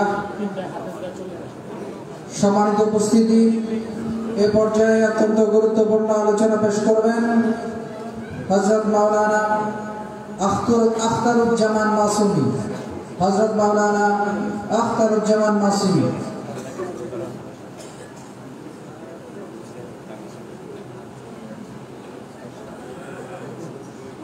আসসালামু আলাইকুম ওয়া রাহমাতুল্লাহি ওয়া বারাকাতুহু। সবাই কেমন আছেন? ময়দান থেকে একটু আওয়াজ চাই। সবাই কেমন আছেন? আজকে ঈদে মিলাদুন নবীর মাহফিল, ঠিক কি না? সেই জন্য সেই ঈদকে সামনে রেখে সবাইকে ঈদের শুভেচ্ছা জানাচ্ছি। ঈদ মুবারক। ময়দান থেকে আওয়াজ হবে ঈদ মুবারক। Medina Medina Medina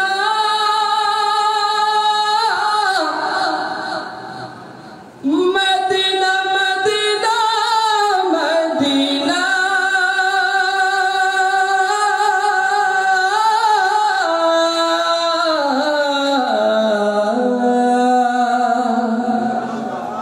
Medina Medina Medina. আমি ধন্য গো রাসূল তোমাকে পেয়ে, আমি ধন্য গো রাসূল তোমাকে পেয়ে, আমি আরো বেশি ধন্য তোমার উম্মত হয়ে, আমি ধন্য গো রাসূল তোমাকে পেয়ে, আমি ধন্য গো রাসূল তোমাকে পেয়ে।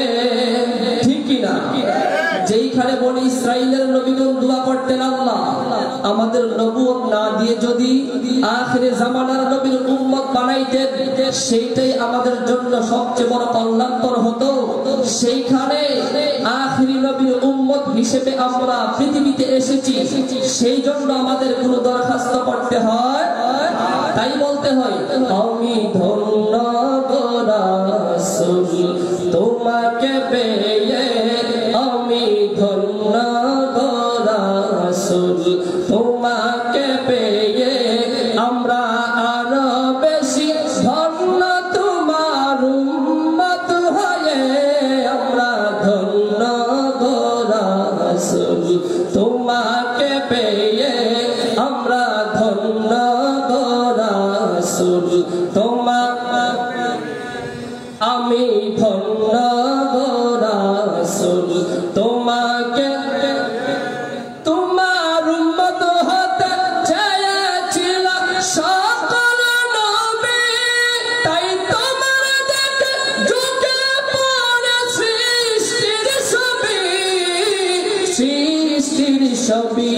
তুমি সেই নবী যার কদমে চন্দ্র রবি, তুমি সেই নবী, সেই নবী, তুমি সেই নবী যার কদমে চন্দ্র রবি।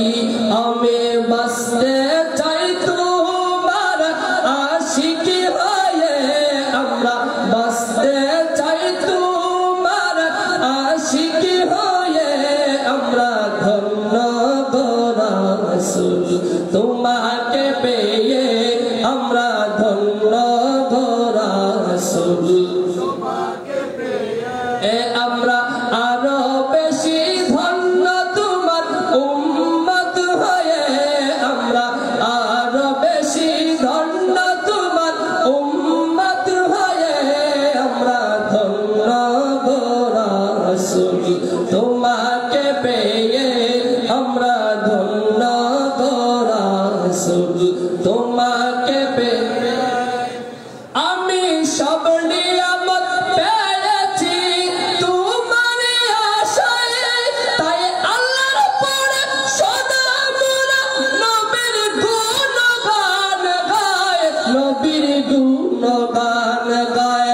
আমি সব নিয়ামত পেয়েছি তোমার ওসিলায়, তাই আল্লাহর পরে সদা মোরা নবীর গুণগান গায়, নবীর গুণগান গায়। তুমি সেই নবী যার কদমে চন্দ্র রবি, তুমি সেই নবী যার কদমে চন্দ্র রবি।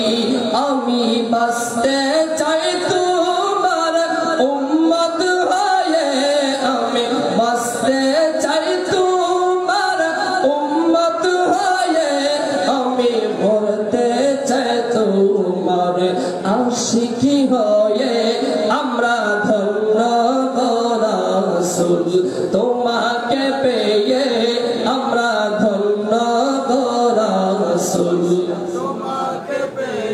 ঠিক কিনা বলেন? সেই জন্য বলতে হয় ইয়া রাসূলুল্লাহ, ইয়া হাবিবাল্লাহ। সবাই জবান খুলে একটু বলি ইয়া রাসূলুল্লাহ, ইয়া হাবিবাল্লাহ। বলেন ইয়া রাসূলুল্লাহ, ইয়া হাবিবাল্লাহ। রাসূল আমি তোমায় না চিনিলে তোমার কি আসে যায়, মোরা তোমায় না চিনিলে তোমার কি আসে যায়। দুনো জাহান তোমারি নূর চরণে ঝুঁকায়, ইয়া রাসূলুল্লাহ, ইয়া হাবিবাল্লাহ। সবাই ইয়া রাসূলুল্লাহ। এই বিশ্ব ব্রহ্মাণ্ডের যা কিছু দেখছি সব কিছু আল্লাহ সৃষ্টি করেছেন, যার উসিলায় তিনি কে? জোরে বলেন তিনি কে? সেই জন্যই শায়ের বলেন আমি চোখ দিয়া যা দেখিলাম, আরে মন দিয়া তা ভাবিলাম, রাসূল বিনে দু জাহানে নাই রে কোনো দাম,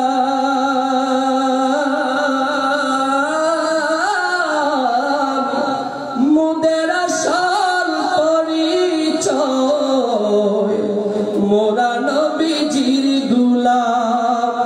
কিনা? আরে মোদের আশার পরিচয় মোরা নবীজির গোলাম।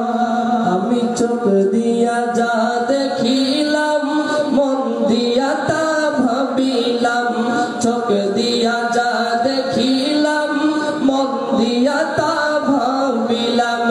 রাসূল বিনে দু জাহানে নাই রে কোনো দাম। মোদের আসল পরিচয় আমরা নবীজির গোলাম। মোদের আসল পরিচয় গোলাম। বলেন ইয়া রাসূলুল্লাহ ইয়া হাবিবাল্লাহ, বলেন ইয়া রাসূলুল্লাহ। আরে মন্ত্রী বলো, রাজা বলো, বলো মিনিস্টার, সবাই তো ফকির মিসকিন নবী মুস্তাফার। মালিক তিনি দু জাহানের তামাম জাহান। মোদের আসল পরিচয় আমরা নবীজির গোলাম। মোদের আসল পরিচয় গোলাম। মোদের আসল পরিচয় আমরা, ঠিক কিনা? তো সম্মানিত হাজিরিন, আমি আপনাদের সম্মুখে দাঁড়িয়েছি। হয়তো অনেকে আমাকে চিনেন কিংবা চিনেন না। আমি আমার শায়েখ আল্লামা ডক্টর এনায়েতুল্লাহ আব্বাস সিদ্দিকী পীর সাহেব জয়পুর হুজুরের মাদ্রাসা থেকে দাওরা হাদিস কমপ্লিট করেছি। হুজুরের দোয়ার বরকতে আমি আমার যতটুকু সামান্য পারি সিলসিলায়ে বালানুর ইমামে আহলে সুন্নাহ শাহ তারামত আলী জয়পুরি রাহিমাহুল্লাহদের গোলামি করে যাচ্ছি। আল্লাহ যেন এই মাসলাকের উপর মরণ পর্যন্ত নিজেকে বিসর্জন দেওয়ার ঈমানি কওয়াত দান করে।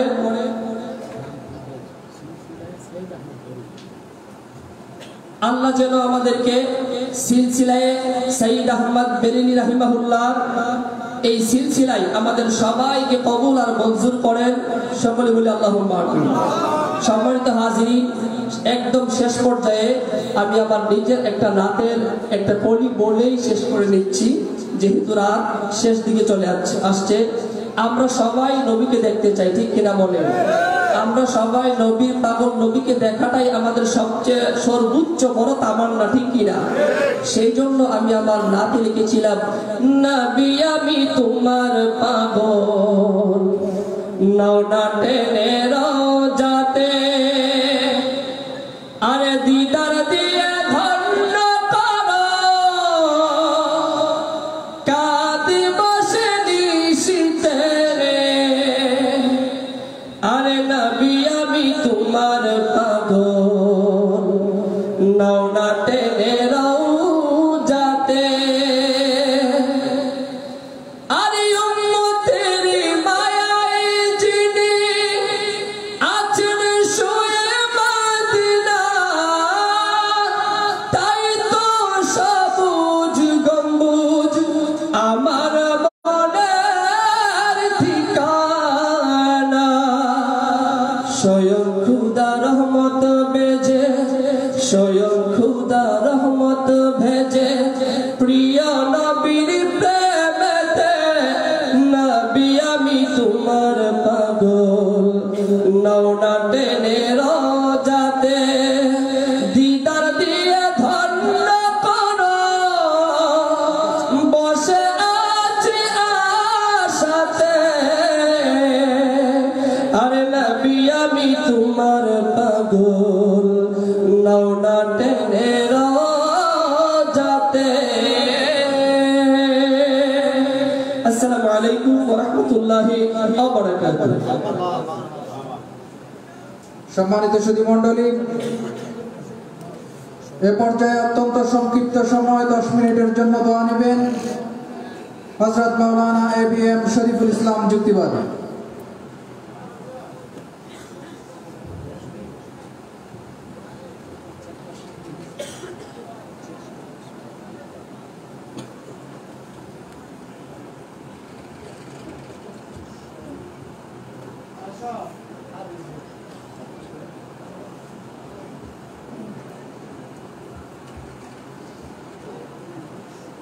السلام عليكم ورحمة الله وبركاته সকলে আওয়াজ তুলে মহব্বতে দুরূদ শরীফ পড়ি আল্লাহুম্মা সাল্লি আলা মাওলানা মুহাম্মদ ওয়া আলা আলি সাইয়্যিদিনা মাওলানা মুহাম্মদ আমরা সবাই গুনাহগার গো নবী আপনার ছিলেন না সেই কারণে রোজ হাসরে আমাদেরকে ভুলেন না আল্লাহুম্মা সাল্লি আলা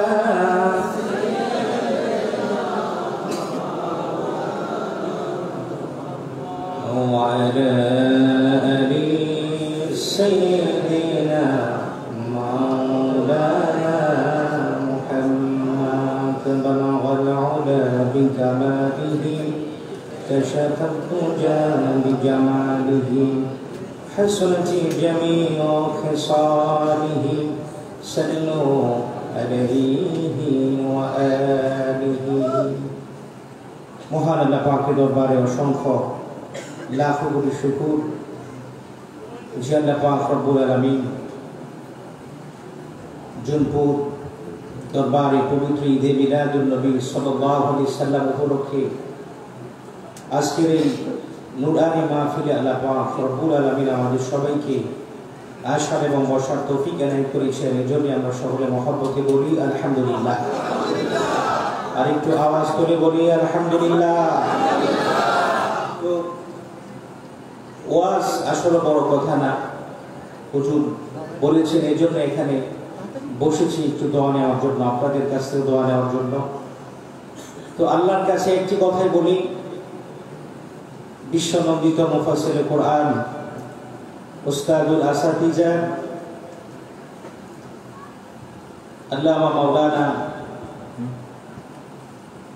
ডক্টর সৈয়দ মোহাম্মদ এনায়েতুল্লাহ আব্বাস ওয়া সিদ্দিকী জোনপুরি হুজুরের নেক হায়াত আল্লাহর কাছে কামনা করি। আমরা সবাই বলি আল্লাহুম্মা আমিন। আর একটু মহব্বতে বলুন আল্লাহুম্মা আমিন। মহান আল্লাহ পাক রব্বুল আলামিন আমাদের সবাইকে এই নুরানি ইরফানি বরকতি মাহফিলে আসার এবং বসার তৌফিক দিয়েছেন। এতে আমরা খুশি না বেজার? আওয়াজ তুলে বলুন খুশি না বেজার? কারা কারা খুশি আছেন আল্লাহকে হাত তুলে দেখান তো, চিৎকার মেরে একটা ডাক দেন, বলেন তো আল্লাহ। আর একটু মায়া করে বলেন তো আল্লাহ। আলহামদুলিল্লাহ বলেন। এই যে হাতটা তুলছেন, এটা ফেরেশতারা ক্যামেরা করছে, কি বলেন ঠিক কিনা? ভিডিও করছে, ফটো উঠছে। এই হাতটাকে টার্গেট করে আল্লাহ পাক রব্বুল আলামিন হাসরের ময়দানের দিন আমাদের জিন্দেগীর সমস্ত গুনাহগুলি মাফ করতে পারেন, কি বলেন ঠিক না ঠিক?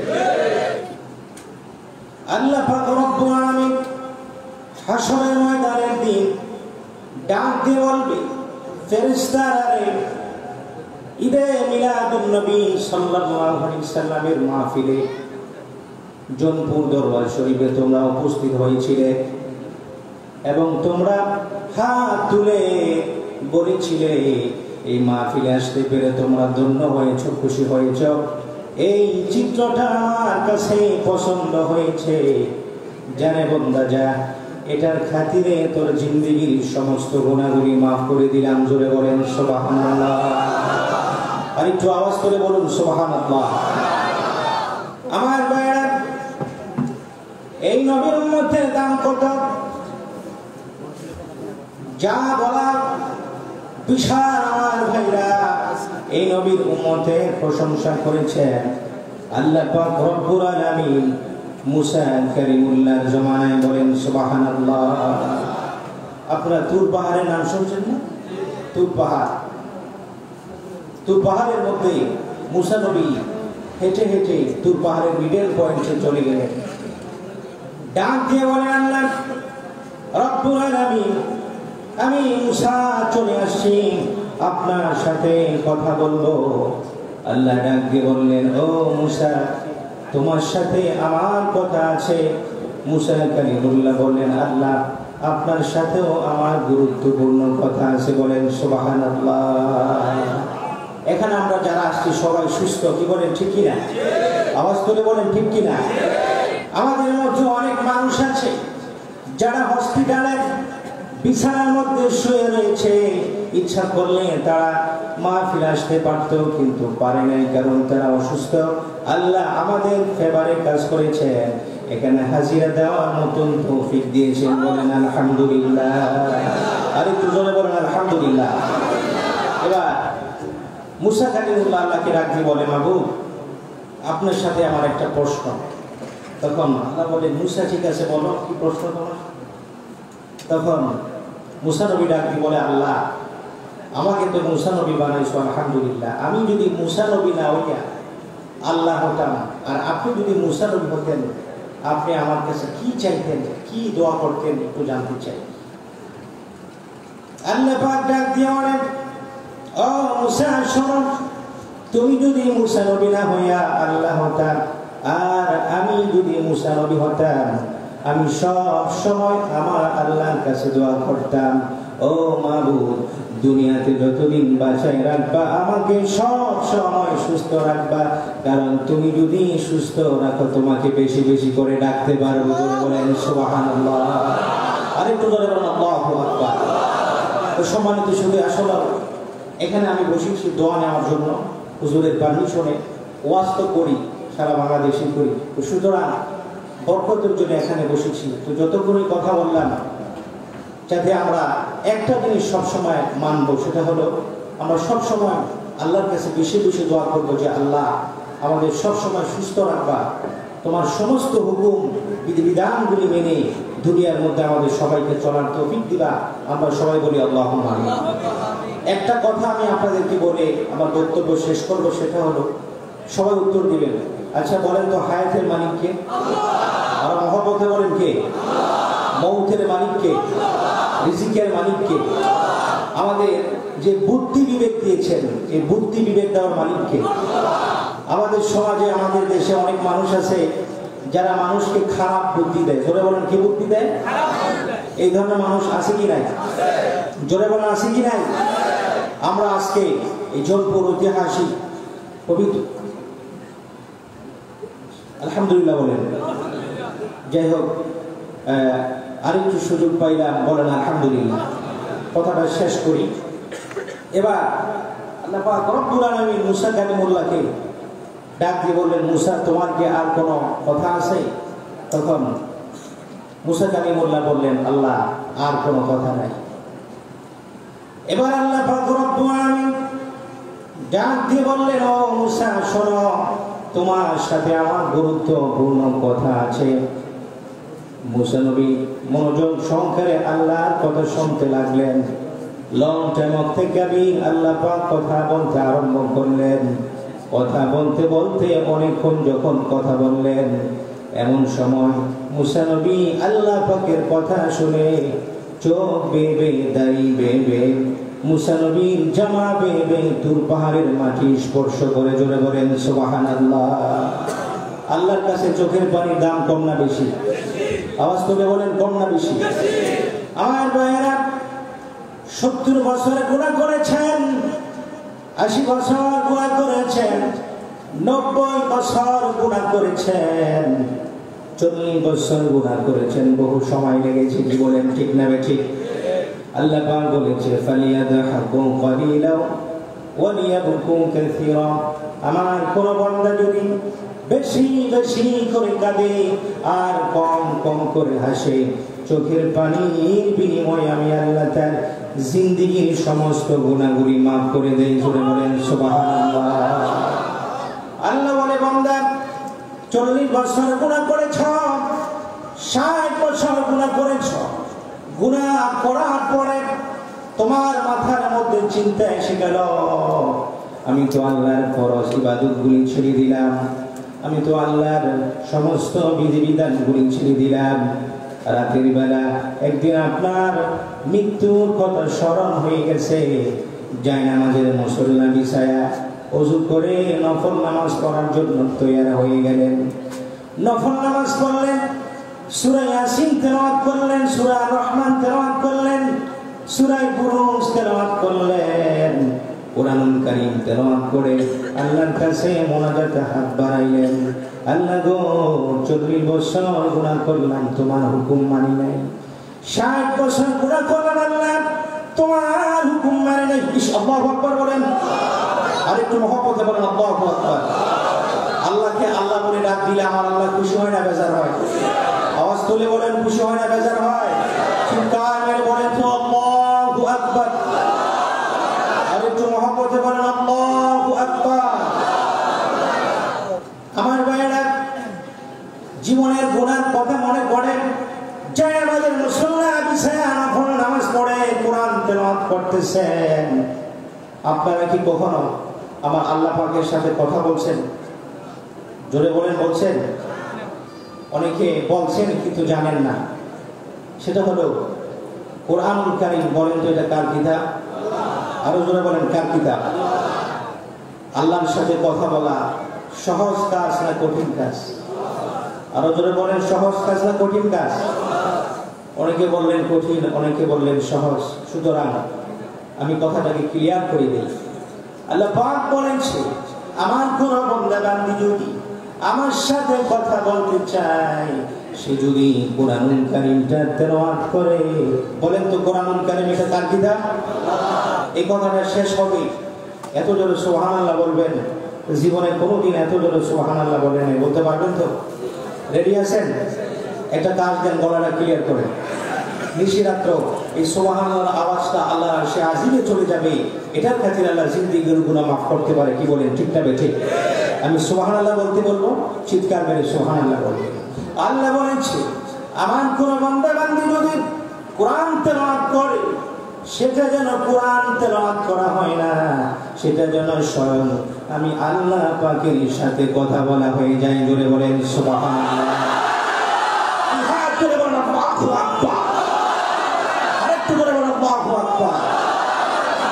আজকের এই নূরের মাহফিলে পবিত্র ঈদে মিলাদুন নবী উদযাপন করে আজকে যে অনুষ্ঠান, এই মাহফিলে বসে আমরা একটা ওয়াদা দিতে চাই, আমরা সব সময় যখন সময় পাবো কোরআন তেলাওয়াত করবো। কি বলেন, ঠিক না বেঠিক?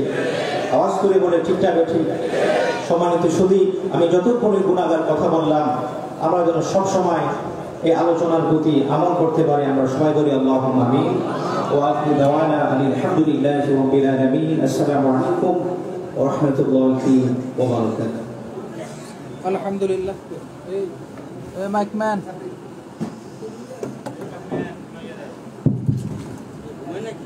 আলহামদুলিল্লাহ। সম্মানিত সুধী মণ্ডলী, এ পর্যায়ে পাগড়ি প্রদান অনুষ্ঠান। অত্র মাদ্রাসার হিফজ বিভাগ থেকে যারা হাফেজ হয়েছেন, এ পর্যায়ে তাদেরকে পাগড়ি প্রদান করা হবে। প্রথমে পাগড়ি নেওয়ার জন্য আসছেন হাফেজ মোহাম্মদ সিয়াম হোসেন, পিতা মোহাম্মদ ওমর ফারুক।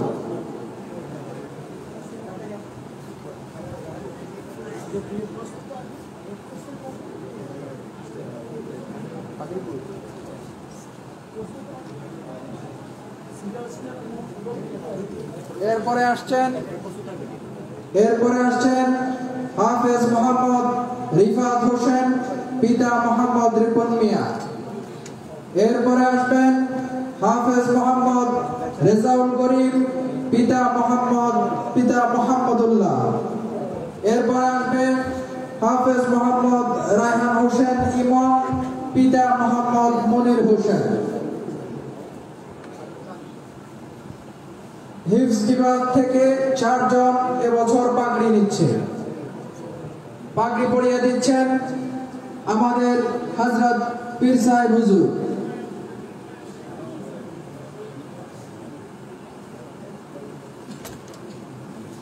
দাওরা বিভাগ, এরপরে দাওরা বিভাগের পাগড়ি নেওয়ার জন্য প্রস্তুত থাকার জন্য অনুরোধ করা হচ্ছে। প্রথমে আসবে হাফেজ মাওলানা মোহাম্মদ ফয়সাল আমিন।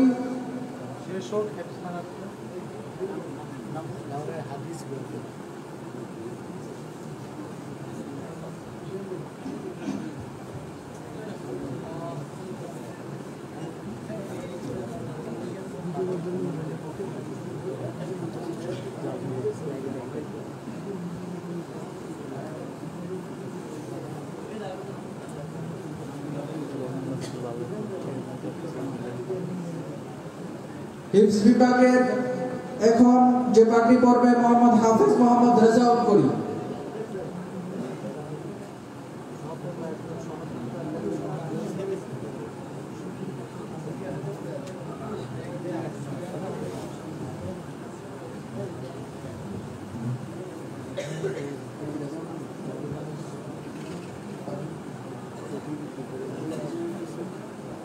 এখন পাগড়ি পড়তেছে হাফেজ মোহাম্মদ রেজাউল করিম। এরপরে আসবে হাফেজ মোহাম্মদ রায়হান হোসেন ইমাম।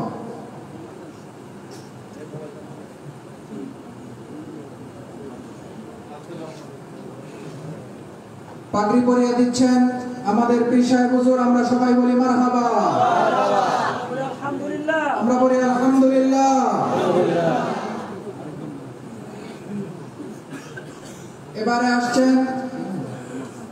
এবারে আসছেন হাফেজ মোহাম্মদ রায়হান হোসেন ইমাম।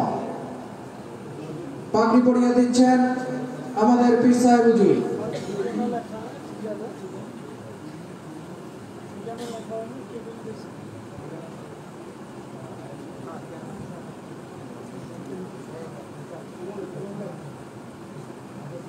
আমরা সবাই বলি মারহাবা, বলি আলহামদুলিল্লাহ।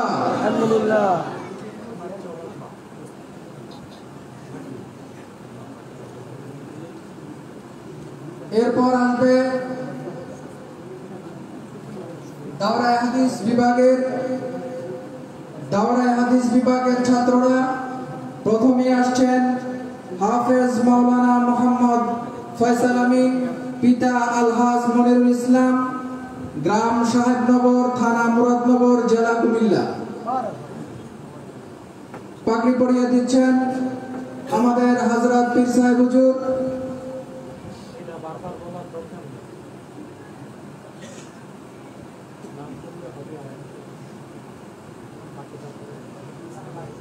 আমরা সবাই বলি মারহাবা, আলহামদুলিল্লাহ। এ পর্যায়ে আসবে হাফেজ মাওলানা মোহাম্মদ গোলাম মুস্তাফা, পিতা ও সনদ সহ দেওয়া হচ্ছে, সনদ তুলে দিচ্ছেন হাফেজ মাওলানা মোহাম্মদ ফয়সাল আমিনকে। এ পর্যায়ে আসবেন হাফেজ মাওলানা মোহাম্মদ গোলাম মুস্তাফা, পিতা মরহুম আব্দুর রশিদ, গ্রাম সয়লাসি, থানা কালীগঞ্জ, জেলা গাজীপুর।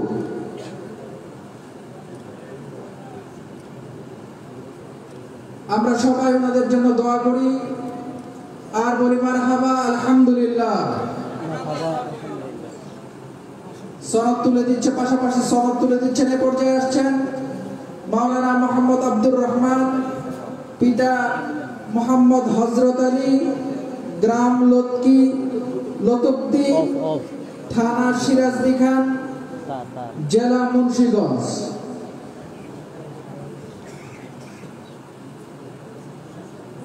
পাশাপাশি সাথে সাথে তাদেরকে সনদ তুলে দিচ্ছেন। আমরা সবাই বলি মারহাবা, আলহামদুলিল্লাহ। এ পর্যায়ে আসছেন হাফেজ মাওলানা মোহাম্মদ সালমান সাদি, পিতা মোহাম্মদ আব্দুস সাত্তার, গ্রাম গোপালপুর, থানা তিতাস, জেলা কুমিল্লা।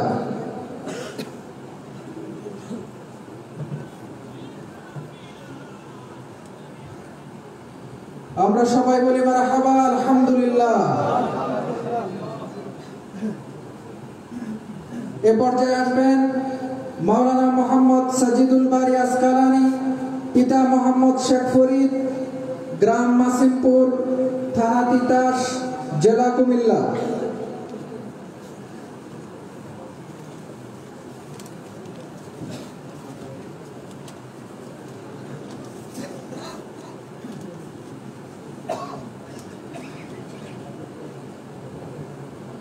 আমরা সবাই বলি মারহাবা, আলহামদুলিল্লাহ।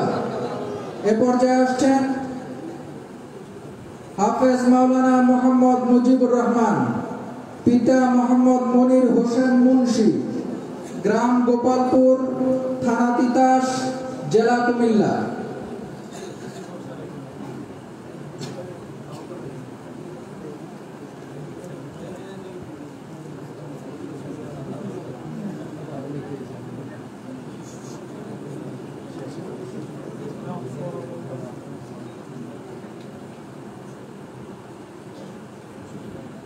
এ পর্যায়ে আসছেন হাফেজ মাওলানা মোহাম্মদ আরিফুল ইসলাম, পিতা মরহুম খাদিমুল ইসলাম, গ্রাম ফরাজিকান্দি, থানা মতলব, জেলা চাঁদপুর।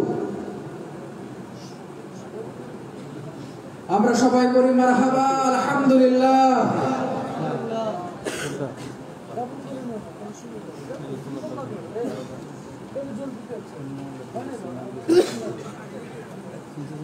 এ পর্যায়ে আসছেন হাফেজ মাওলানা মোহাম্মদ আব্দুল্লাহ ইমরান, পিতা শফিকুল ইসলাম, গ্রাম দুর্লভপুর, থানা শ্রীপুর, জেলা গাজীপুর।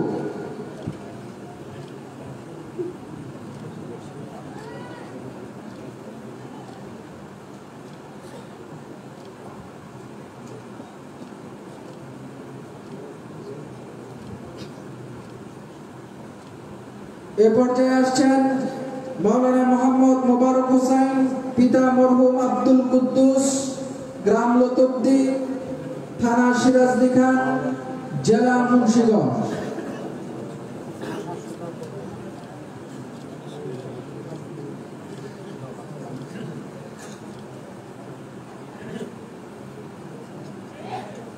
এ পর্যায়ে আসছেন হাফেজ মাওলানা মোহাম্মদ আব্বাস আলী আনসারি, পিতা মোহাম্মদ আজিজুর রহমান, গ্রাম বেড়িলি, থানা পলিতা, জেলা মাগুরা।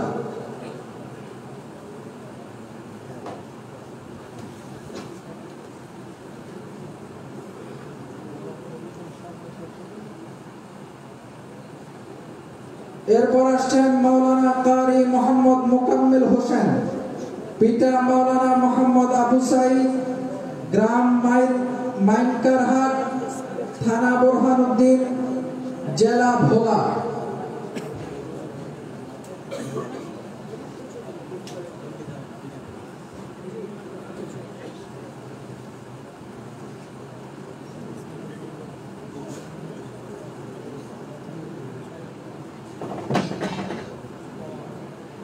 এরপর আসছেন হাফেজ মাওলানা মোহাম্মদ দিন ইসলাম আনসারি, পিতা মোহাম্মদ আব্দুল মান্নান, গ্রাম চকবালিয়া, থানা করিমগঞ্জ, জেলা কিশোরগঞ্জ।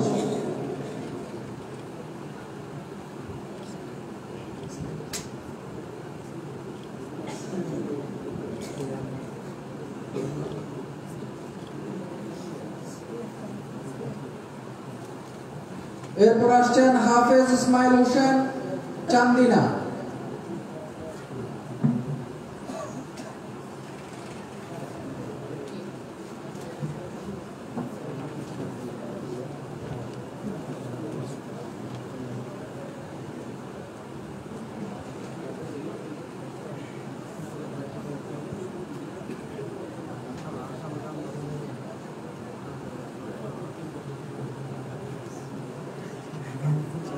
এরপর আসবেন ইফতা বিভাগ থেকে যারা ফারেগ হয়েছেন, মাওলানা মুফতি দিদার হোসেন জিহাদি, পিতা মরহুম আব্দুল মতিন মিয়া, গ্রাম ঠাকুরকান্দি, থানা মেঘনা, জেলা কুমিল্লা।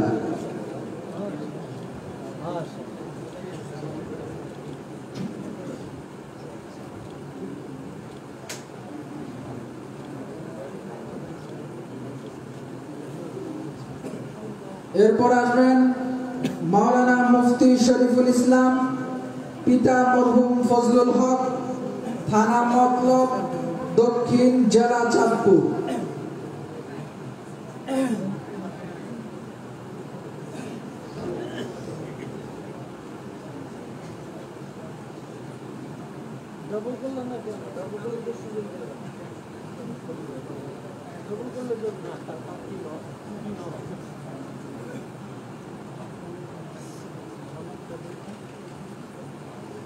এরপর আসছেন মাওলানা মুফতি আব্দুল করিম, পিতা আবুল হোসেন, গ্রাম উমরপুর, থানা তিতাস, জেলা কুমিল্লা।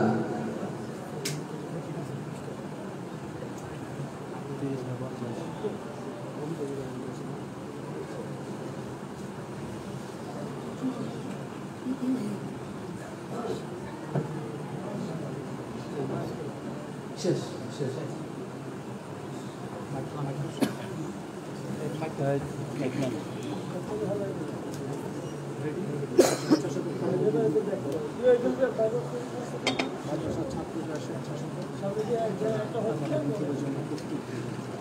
মাদ্রাসার ছাত্র যারা স্বেচ্ছাসেবক হিসেবে আছেন তারা তাবারুক বিতরণের জন্য প্রস্তুত হয়ে যান। যারা বাইরে আসেন গন্তব্যস্থলে চলে যান।